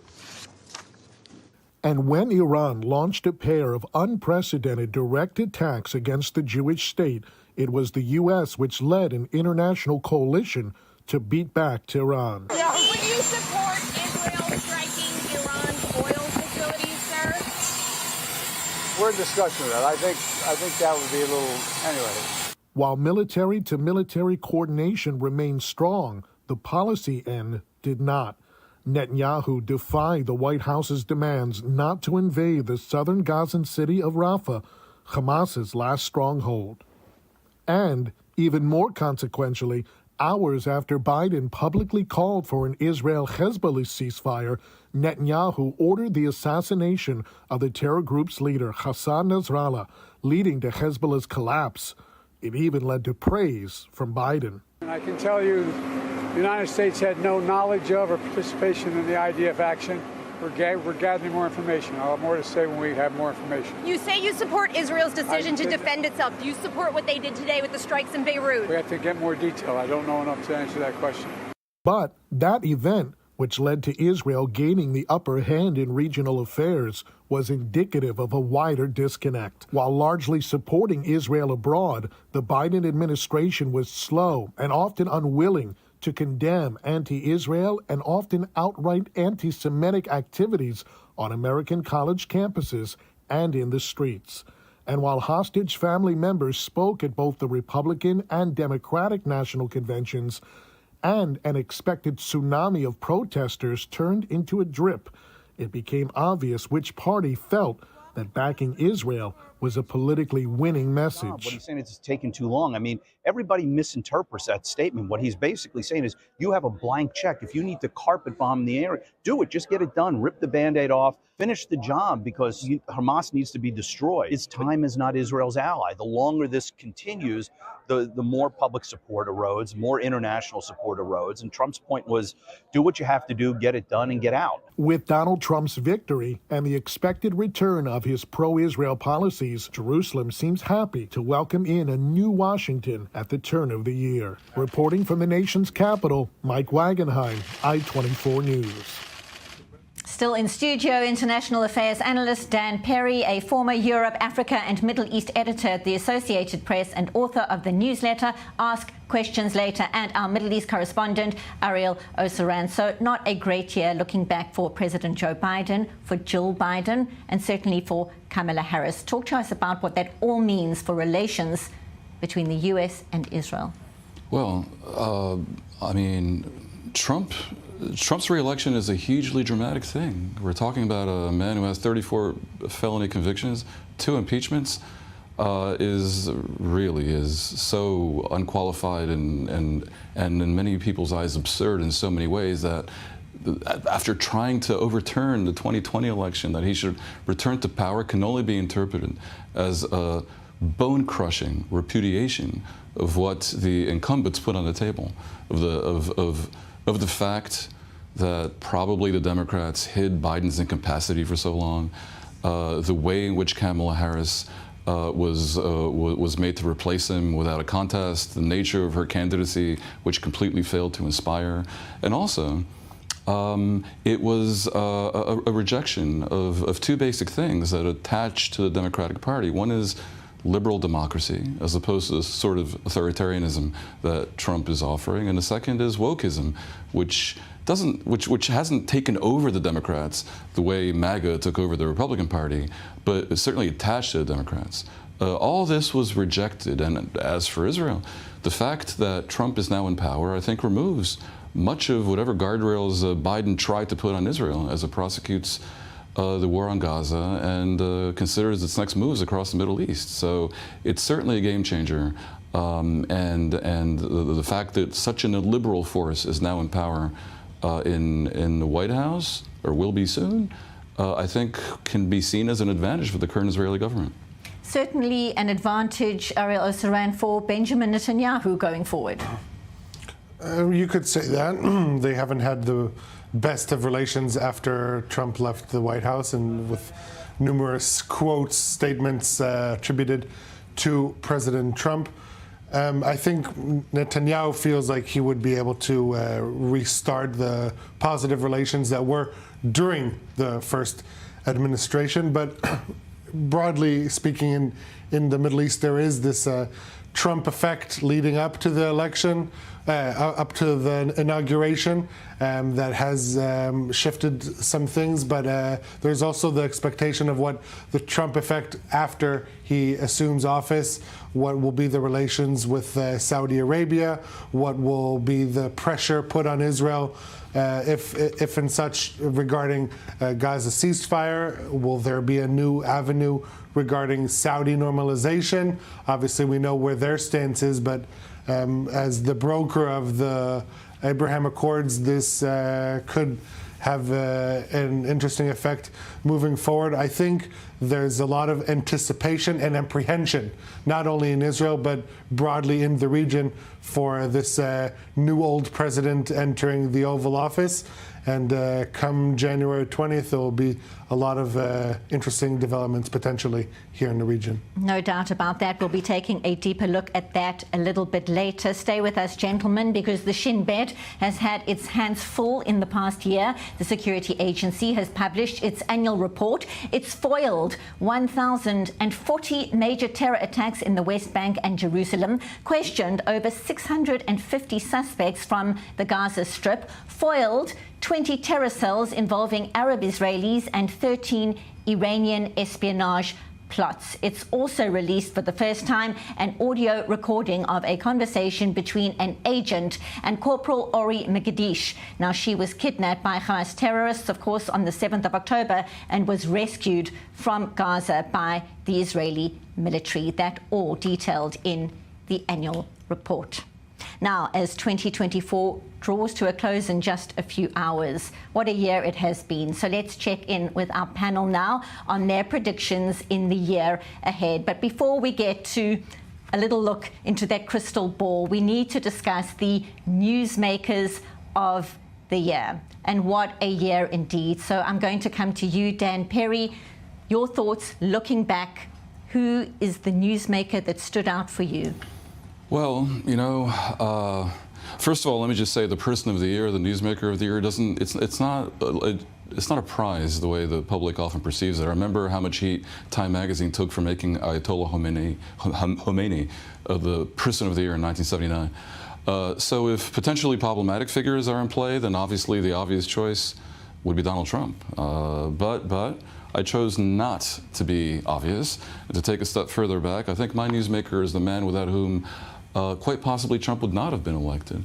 A man who became the wealthiest person in the world in the course of 2024 and who's currently on track to become the first trillionaire, and as such will be the wealthiest person by purchasing power to ever have walked the earth. But moreover, when Elon Musk, who's my person of the year, bought Twitter, that was seen as sort of a vanity and maybe a bad business decision.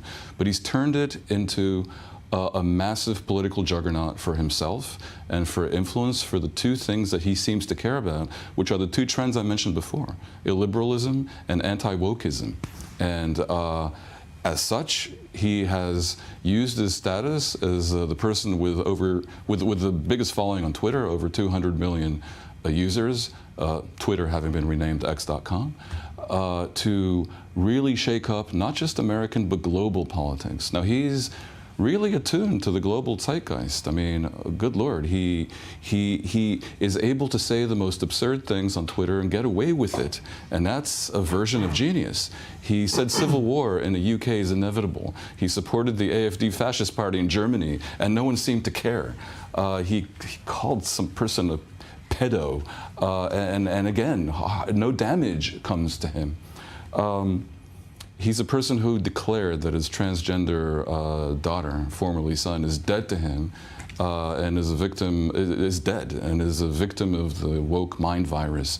This, whether or not we like it, is reflective of something major happening in the world.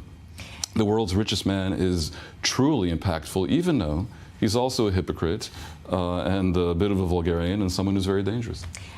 Very briefly, how worried are you? There are many voicing concern about the kind of influence he may wield over Donald Trump and his inner circle. Briefly. Of course.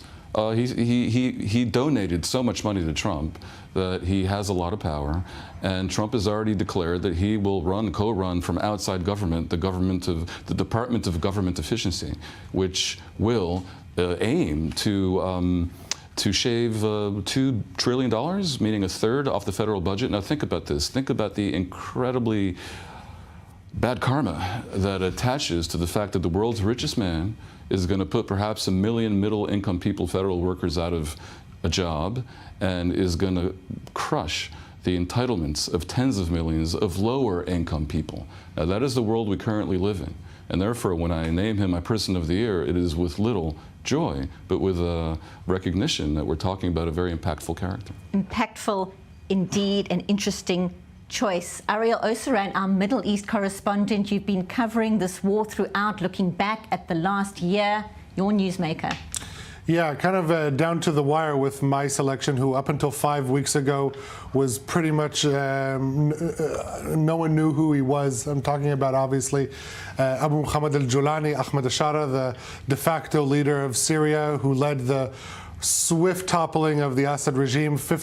Over 50 years in power, took 11 days to completely oust the Bashar al-Assad regime, government, and military family, you name it. Ahmed al-Shara, or formerly known as Abu Muhammad al-Julani, he comes from a history. He led the Al-Qaeda faction of Syria, Jabhat al-Nusra, then disconnected from them, got into a feud with ISIS. Now he is on course to become the most sought-after leader in the Middle East. If until 5 weeks ago Syria was a pariah in the Middle East, now it is the most sought-after nation, and he has an uphill battle. But as far as if we look at his statements and his actions since he took this de facto leadership position, he is making all the right decisions, all the right statements. He even transitioned from the Islamist uniform to a politician suit, even trimmed the beard a little bit, and there are still a lot of concerns moving forward regarding Syria. His interim government is full of his Hayat Tahrir Hashem inner circle. Until March, they're supposed to be in power. Then a transitional government for 3 to 4 years. That will be a big test to see if indeed, not necessarily abandoning the Islamist nature, but what transformation he has assumed now. I just want to give one example to optimistic shift that he has made. Yesterday was announced that the new head of the Bank of Syria is going to be a woman. Today, Mohsena El-Maithawi was appointed as the new Syrian government, by the new Syrian government, as the governor of the majority Druze Aswaida province. El-Maithawi is going to be the first ever woman to be a governor of a province in Syria. And so if we're, again, looking not only at statements, but in actions, one cannot take this as a positive, optimistic sign moving forward. Your thoughts briefly. Well, on that, I agree. The signs are, in fact, quite good. But if he's our newsmaker of the year, then honorable mention has to go to Recep Tayyip Erdogan in Turkey and to Benjamin Netanyahu in Israel, without whose help I doubt any of this would have happened. Indeed. Certainly fascinating, and the jury obviously still out on exactly what this transformation is going to involve, and obviously major decisions across the region. The Middle East is watching. Now, for my choice, it's a very tough one to choose after a year like this, but in my heart, the newsmakers of the year would be the hostages, those still in Hamas captivity in tunnels of Gaza, and those at home rescued or released who are living with the trauma they endured at the hands of pure evil. Now, at the start of this year, the first truce hostage deal was over and the next deal seemed imminent, and yet here we are a full year later, and we don't even know for sure how many of the hostages are alive. To think that after the brutality and depravity of the 7th of October and the details we have learned about what is happening in captivity, that hostages young and old are still there. The deafening silence in some parts of the international arena, it's disturbing. The pain and uncertainty for their families, unimaginable. The hostages, newsmakers of the year for 2024, may they all come home, and may they all come home soon. Heartbreaking indeed, devastating to think of those still in Gaza right now. But the extra layer, Dan, is the fact that there is this deafening silence, and has been throughout the past year. What do you make of it? What are your insights? Look, it has to be said. There's a mantra in Israel that everyone wants the hostages returned, sure, and everyone wants world peace, but not everyone in Israel is willing to pay the price for that return. That includes the government. The truth is that the government has consciously sacrificed many of these hostages. Hamas has been very consistent since the beginning of the war in saying that they will return the hostages in exchange for an Israeli pullout and the return of prisoners held by Israel. Now, in the beginning, for example, I would have opposed that. But since the middle of 2024, the military has been saying that Hamas's ability to threaten Israel militarily has been destroyed. And very clearly, the security establishment in Israel has favored essentially accepting Hamas's deal and ending the war in exchange for return of the hostages. Since that has been the case, since May or June, roughly, dozens of them have died in captivity. And this is a result of Israel's choice. Now, you can say, as many Israelis do, that the government is trying to drag its feet because of political reasons, because when the war ends, quite probably the government collapses. Or you could argue that this is an almost courageous, principled decision, because to accept these terms would not only leave Hamas in power, but would involve the release of so many terrorists that would be the greater disadvantage to Israel. Either way, this is a choice that Israel has made. So looking into that crystal ball we alluded to earlier, how do you see this all unfolding in the year to come? Well, I would say this. Trump, remarkably, for a person, this abortion, basically ignorant, he thinks China's paying for the tariffs, is in a position to do great good in the Middle East. The Trump effect that Ariel spoke of is already in play, and it's quite possible that Trump's determination, his almost simple-minded worldview to sweep aside complexities and nuance, could lead in 2025 to the end of the wars not only in the Middle East, but also in Ukraine. And in the context of that, it could involve, indeed, a return of the hostages, perhaps rather soon. 30 seconds, your predictions for the year ahead. What stands out? Again, the hostages, the key topic for all Israelis moving forward. I heard personally in my own ears from someone deep into negotiations that at the end of the day, a deal or no deal depends on one person, and that is Benjamin Netanyahu. And if this Trump effect could sway him in the direction of making this political decision, that is very key, but one cannot try to anticipate what decisions one person makes in his own mind. Hamas also needs to make some decisions. Dan, very briefly. Well, but Hamas has put forth their excruciatingly high price for a deal. If that's the case, if Ariel's right, and I think he is, then it's another reason to be optimistic, because essentially the whole edifice for Israel exiting the war has been on the table for months now. Biden wanted it and proposed it, and Bibi swept it aside. Trump will take credit, but he'll try to impose the same thing on Netanyahu. Netanyahu will have difficulty ignoring Trump. Dan Perry, Ariel Osaran, appreciate your insights. Thank you both so much for being with us on New Year's Eve. Appreciate your time. Thanks. Now, as we take a look at what lies in store for 2025, many local organizations are finding ways to help young Israelis who have lost family members during the war.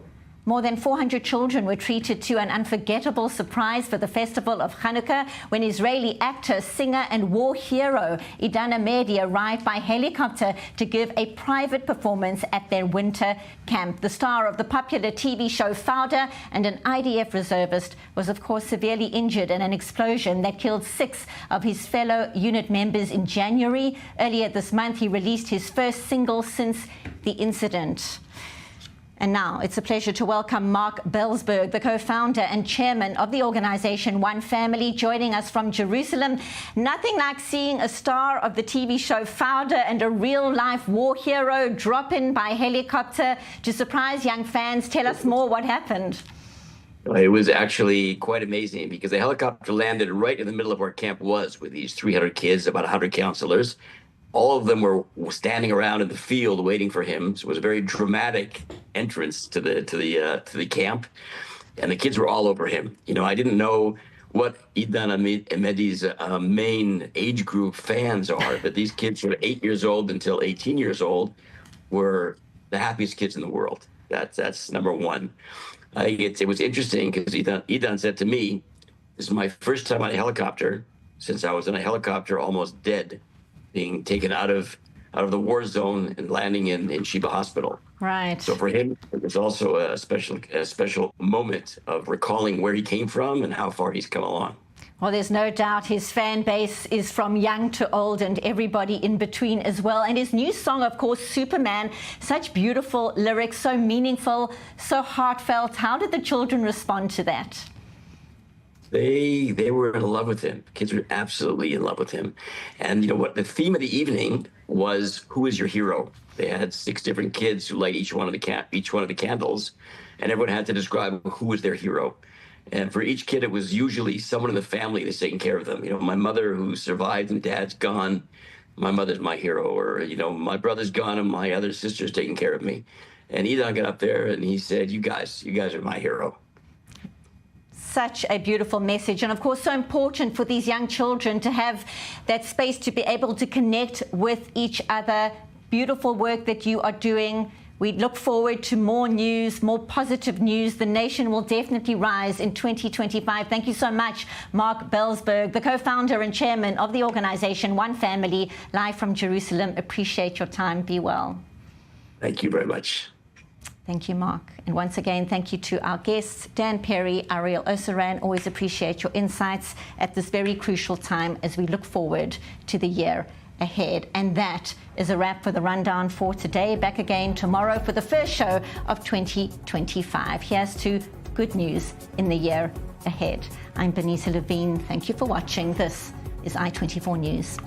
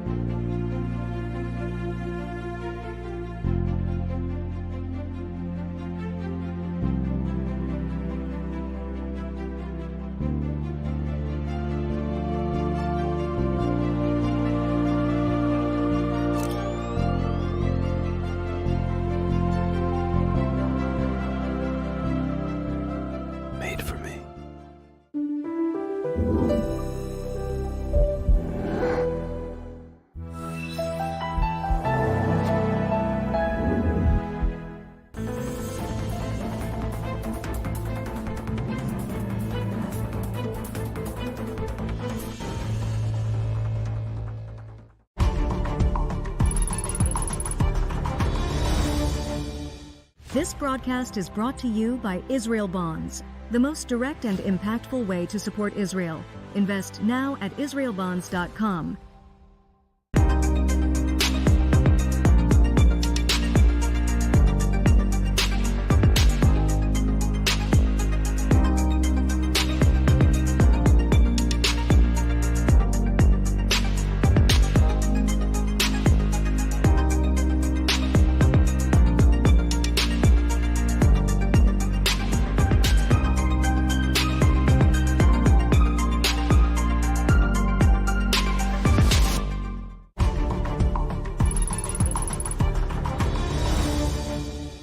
This broadcast is brought to you by Israel Bonds, the most direct and impactful way to support Israel. Invest now at israelbonds.com.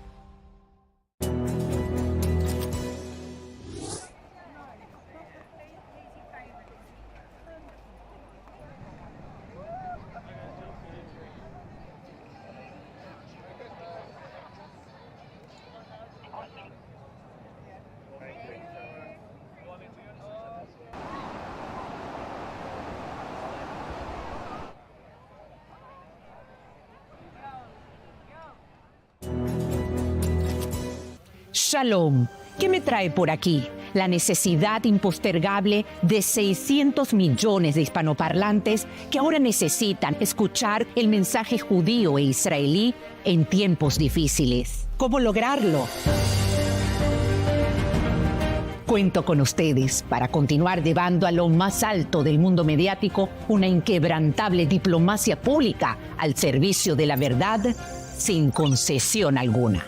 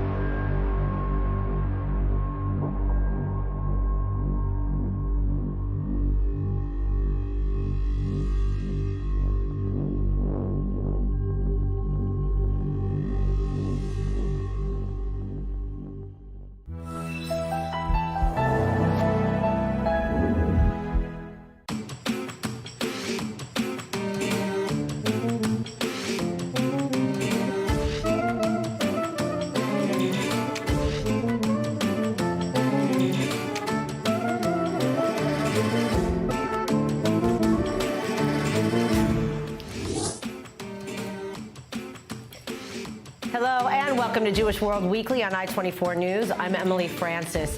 Each week, we'll focus on stories, issues, and personalities of Jewish interest here in Israel and throughout the diaspora and the global Jewish community. And we are starting with our top 5 items in the Jewish world, presented by Alex Schloss. Alex. Thanks, Emily. Here are the top 5 items in the Jewish world this week. 4 rioters who attacked Maccabi Tel Aviv fans in Amsterdam have been jailed.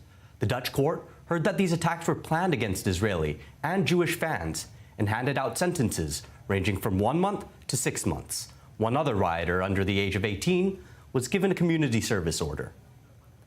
According to figures from the Jewish Agency, 35,000 Jews have emigrated or made aliyah to Israel since the war with Hamas erupted on October 7th.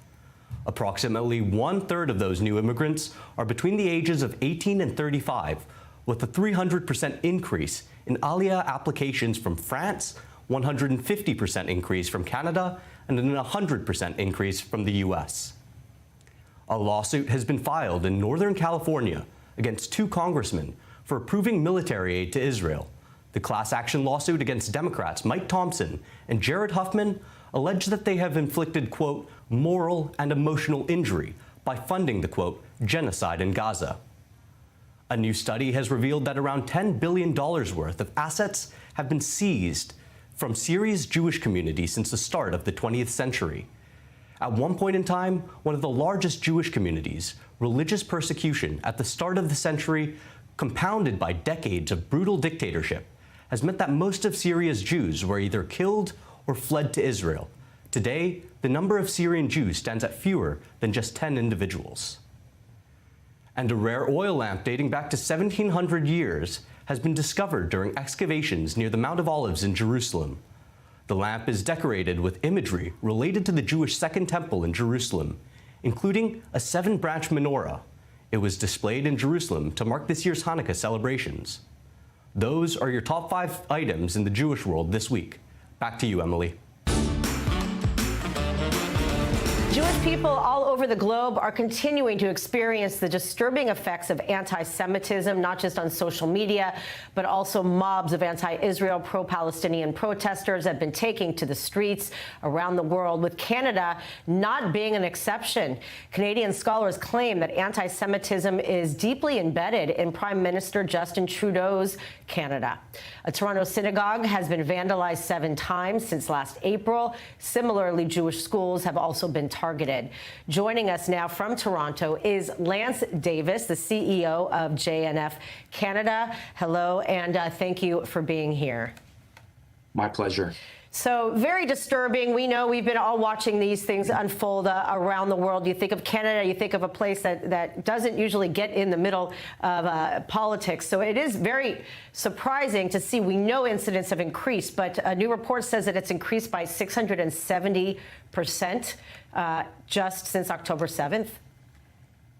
Absolutely. And that report is actually based on some of the research done by I-24 and beyond incidents of anti-Semitism. If you look at the 2023 numbers, B'nai B'rith's audit demonstrated that there's been almost more than a doubling of the anti-Semitic incidents to almost 6,000. If we look at police reported hate crimes, we see that 19% of all hate crimes are against the Jewish community. And within religious groups, 70% of hate crimes against religious groups are perpetrated against the Jewish community. We're 1% of the population. So this is incredibly disturbing.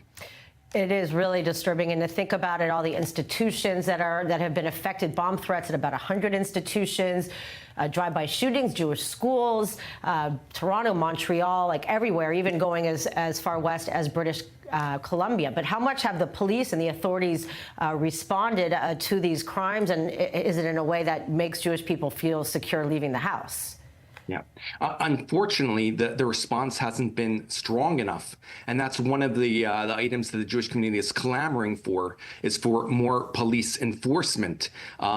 People need to feel safe. And there are so many people who have been affected by this, either directly or indirectly. Almost everybody knows somebody who's been impacted by the rise of anti-Semitism. And yes, we are calling on the police, and even more importantly, all levels of government who are giving direction to the police forces so that they're empowered to take action. And we're feeling in many respects very disappointed with our political leadership because this has dragged on. The statistics we presented were from 2023. Can you imagine what 2024 numbers are going to be like? Please cover this story next year when the data comes out. It's going to be unbelievably shocking. And yes, the community is incredibly concerned about our well-being. Yeah, even you hear reports in even small places like Winnipeg and smaller, Canadian provinces and cities that, never really have made the news because they're pretty quiet places. So to hear this is obviously disturbing. So why also studies are showing, they're calling Prime Minister Justin Trudeau that anti-Semitism is embedded in his, in his term as a prime minister. How so? Is that just a side effect, or do you think it starts from the top? I think leaders lead, and unfortunately, our government hasn't led. They've allowed so many incidents to transpire without any strong action, and so we in the Jewish community are indeed infuriated. I represent the Jewish National Fund, and as you've reported before, our charitable status was revoked during Prime Minister Trudeau's term. That's an incredibly unacceptable outcome. There have been countless opportunities for the Prime Minister to step up and to be forceful and to make a stand, to take actual real action more than words and tweets. For example, prohibiting all displays of terrorist entities. That could have been outlawed and enforced. Hasn't happened. Right. Also, there was a protest outside of a NATO assembly, and apparently the prime minister was seen dancing at a Taylor Swift concert and didn't even respond for 24 hours to weigh in. I imagine that stirred up a lot of controversy as well.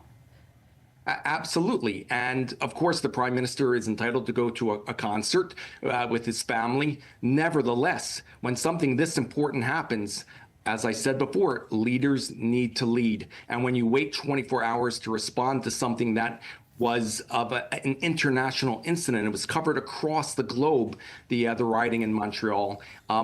It's vitally important for the prime minister to take a stand, and it's more important than just words and tweets. The tweet is the last thing we need. We need action. All right. Thank you very much for joining us from Toronto. Lance Davis, CEO of JNF Canada. Thank you. January 27th will mark 80 years since the liberation of Auschwitz, the death camp in Poland, where around 1 million Jews were murdered alongside thousands of Romani people, ethnic Poles, and Soviet prisoners of war. Notably, Israeli Prime Minister Benjamin Netanyahu will not attend the event in Poland over fears that he could be detained due to his arrest warrant from the International Criminal Court. But despite being taught in many schools across the world, some people still do not fully understand the horrors of Auschwitz. Every year, thousands of people visit the death camp in order to learn more about the horrific crimes against humanity that took place. Here's more from I-24 News correspondent Guy Azriel, who went to Auschwitz alongside a group of Muslims from Morocco, many of whom were taken aback by their visit.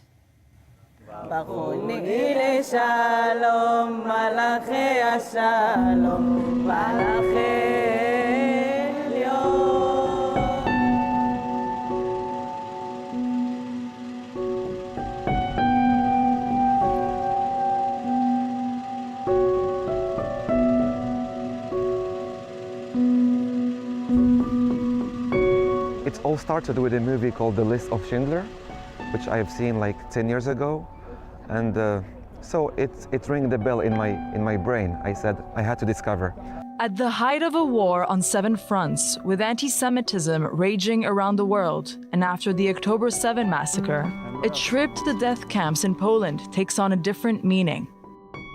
This delegation, which has come to learn about the horrors of the Holocaust, is perhaps the last thing you would expect in a year like this. And it is made up, believe it or not, of students and Muslim peace activists from Morocco. La simple raison pour laquelle je suis là, c'est de promouvoir la tolérance et la paix. Et même si on me montre guerre, mais c'est d'honorer les victimes de l'Holocauste. Je pense que c'est très important de reconnaître qu'un événement pareil s'est passé.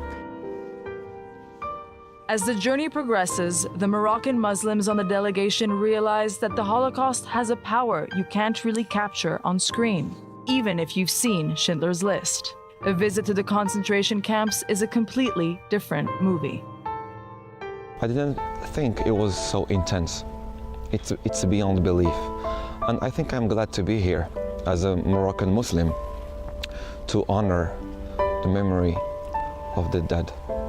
Very great experience, and wow, it's very eye-opening. For me, as a Muslim, I think that the Holocaust is not only a crime against the Jews, but against humanity. This trip has shown me that the main issue why the Holocaust happened was this mindset of us versus them. More and more Moroccans and Muslims come and to see this experience as I did myself. Just a week before the trip, the attack against Maccabi Tel Aviv fans in Amsterdam left a painful scar among the members of the delegation. For them, this is a particularly sensitive point. I saw it on YouTube. It was very sad to see, but they don't represent the Moroccan spirit. Those are the second generations of migrants to the Netherlands, and you wouldn't find these kind of actions and these kind of acts in Morocco itself. You'd see them all across Europe, but if you were to go in public in Morocco and say that you're Jewish or anything, you wouldn't be attacked. We used to live with the Jews in my city, in Fez, in the Mellah. We used to be together. My grandparents used to tell me that they went to Jewish doctors in my city. בגלל זה אני פה. רק להגיד שלא כל המרוקאים אותו דבר. אני מרוקאית ואני פה בבית כנסת בפוליני. What we saw in Europe is disheartening and heartbreaking because a lot of those people have absolutely nothing to do with what's happening and they are paying.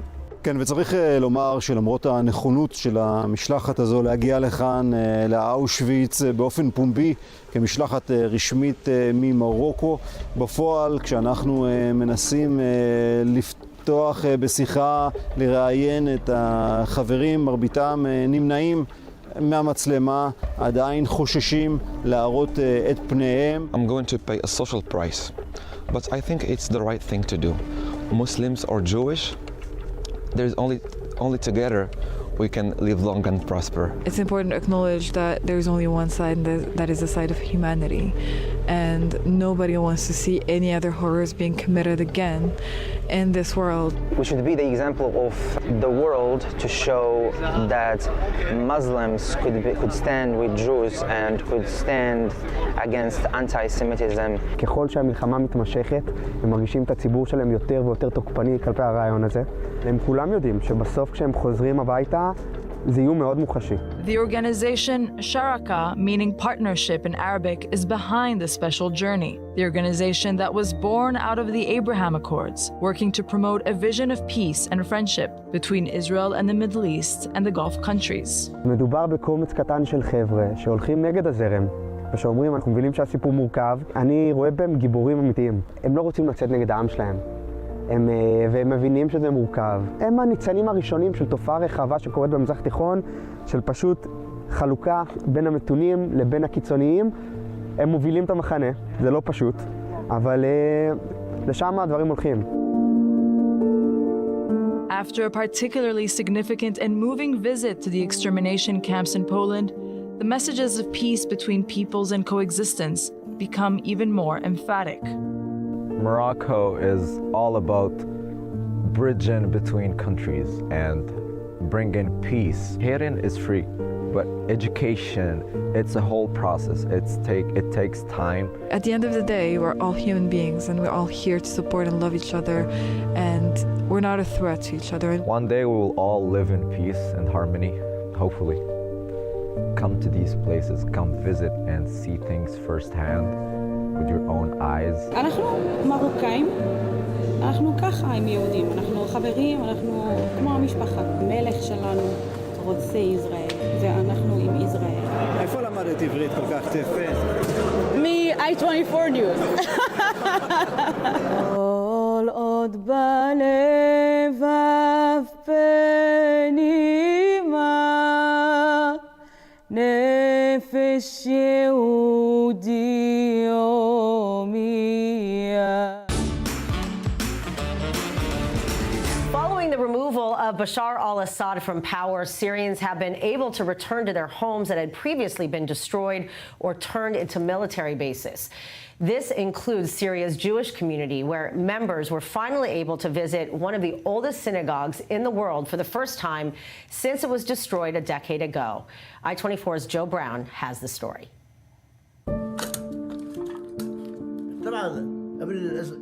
Before the conflict, there was no damage. We were entering normally. Now I am frankly disturbed. I was surprised to see the synagogue like this. God willing, it will be back as it was, but it needs time. The site of the Jobar Synagogue, one of the oldest standing synagogues until it was destroyed in 2014 during the Syrian civil war. Built almost 3,000 years ago, it housed Syria's historic Jewish population, which used to be one of the largest in the world, but now stands at just 9 people. And these 9 people have suffered through a lot over the last 14 years, following the 2011 Syrian revolution and the civil war that followed. But now, the remaining Jews are able to revisit the site in the obliterated Jobar suburb of Syria, where the synagogue was struck by Assadist fighters, reducing the site to rubble. The Jewish expats keep calling me saying they will rebuild it. It is an old building, not a normal modern one. It means a lot to us. Jews made up a large population of Syria before 1948, with thousands of Jews living in major cities such as Damascus and Homs. But with anti-Semitic sentiment rising in the country, many left for the newly established State of Israel. And following the outbreak of the civil war in 2011, most of the minority that remained in Syria decided to leave. But for those who remained, like Bahor, people largely respect their Jewish identity. I am happy. It is true that I am a Jew, but all the people like me, and wherever I go, they say to me, Shalom, Shalom. I have no problem. On the contrary, when they know that I am a Jew, they express their happiness. They like Jews. But some people have the mistaken idea that Jews are bad, and when they live with us, they find this idea wrong. Barring any Jewish migration to Syria under the new regime, it is likely that the Syrian Jewish community will cease to exist in the years that follow. The rubble of the Johar synagogue, a tragic reminder of a community that once was.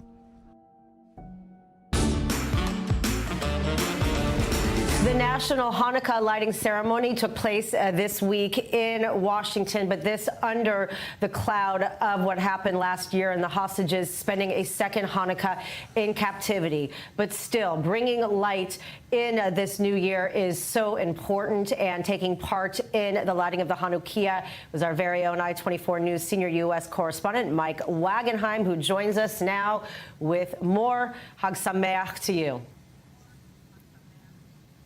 Chag Sameach, Emily. The annual National Menorah lighting ceremony taking place in Washington on the first night of Hanukkah. It's the tallest, the largest menorah to be lit in the United States. It's a yearly occasion. This year, obviously different from many years. A bittersweet occasion in Washington on the first night of Hanukkah. There was singing, there was dancing, kids cheering in the aisle, a dreidel costume man going around getting the crowd energized.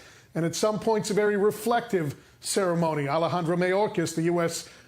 Secretary for Homeland Security and a Havana-born Jew, giving very brief remarks and poignant remarks about the difficulty right now in being an American Jew, dealing with the anti-Semitism, dealing with the strained relations at some points with Israel. And so this kind of had an ebb and flow to it. We got a chance to speak after the ceremony with Rabbi Levi Shem Tov, who heads up the Washington Bureau for Chabad and is the executive vice president for the American Friends of Lubavitcher, which organizes this event year after year. And he said, hey, this is not a time to give up. It's a time to keep persevering. Here's Levi Shem Tov.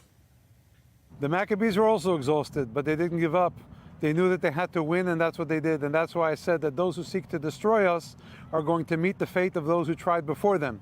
And we will hopefully see the result that those who came before us, who we celebrate tonight, saw, which is survival. Because of the Maccabean victory, we are here, and we will also prevail now as well.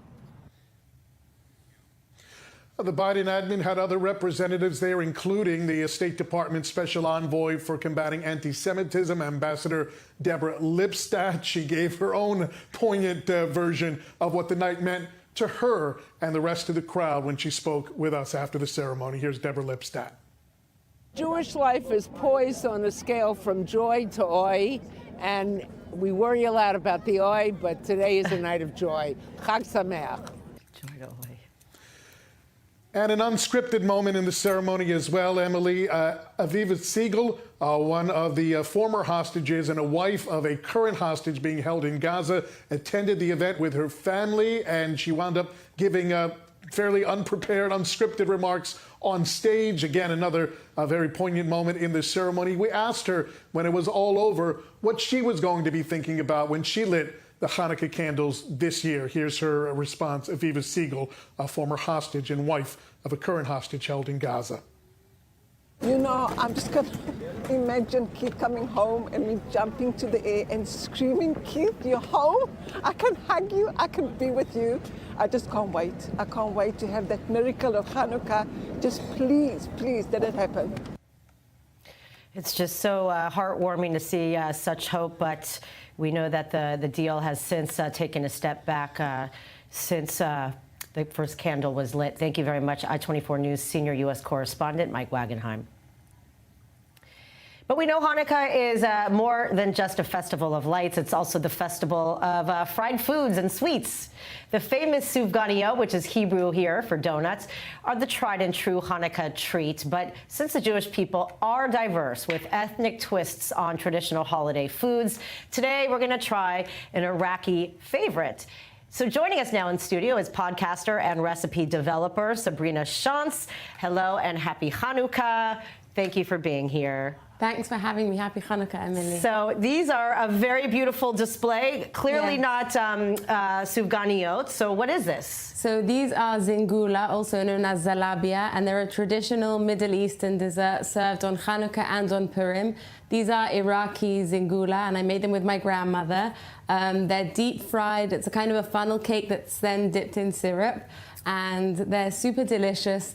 And I think a lot of the time we tend to kind of merge towards the mainstream, which is sufganiyot, donuts and latkes. But I think it's important to try the more ethnic and different Jewish food. Well, and again, it just goes to show that, you know, food is so important to Jewish culture. It is not just gefilte fish and,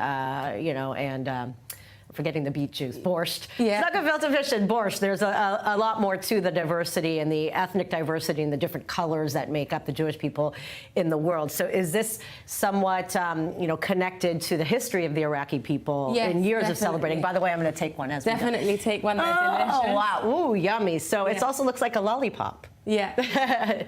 So this goes back to being in Iraq also? Yeah, the Iraqi community, which has been, the Jews have been in Baghdad, in Babylon for thousands of years. Mm-hmm. And I actually have a podcast where I interview Jewish grandmothers from all different backgrounds. I myself am half Iraqi, half Lebanese, married to a Persian, so I'm kind of very connected to my roots. And something that I've noticed through interviewing Jewish grandmothers is that food travels through time much more than languages and other kinds of customs. And it's so important to keep memories, heritage and tradition alive through Jewish food.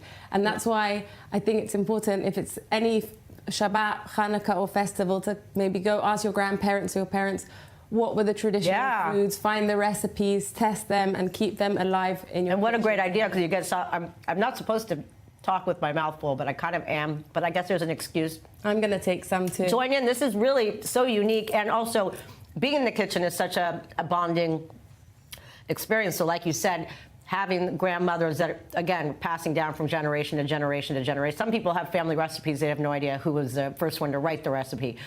So does every kind of family kind of have their own special passed down ingredients and whatnot? So Iraqis call this zingula, and they dip it in a sugar syrup. But I know that Libyans and Tunisians and Egyptians have a very similar dessert. They call it zingula.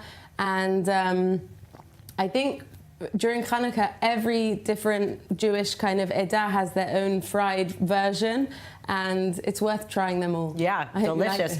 Well, then you have to change every year since you have so many things going on. So you got to do the Iraqi one year, you got to do the Lebanese another, and the Persian another. So you definitely have a lot of different flavors and colors in your household specifically. Definitely. Wow. And I want my kids to be able to try the food that came from... Is it similar ingredients?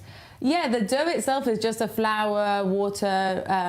It's a very simple dough that you then drip through like a teapot in hot oil. And so it's deep fried the same as the donut. Then you take it out and dip it in syrup, and that's what gives it this very sweet and sticky. Sweet and crispy. Yeah, exactly. Well, thank you so much, Sabrina Shantz. Thanks for having me. And happy Hanukkah once again, and thank you for bringing in the sweets. That is all for now. I'm Emily Francis. Thank you so much for watching Jewish World Weekly. I'm sorry I am talking with my mouth full, but be sure to tune in next week for another new edition of Jewish World Weekly. Until we see you next, have a great rest of your holiday.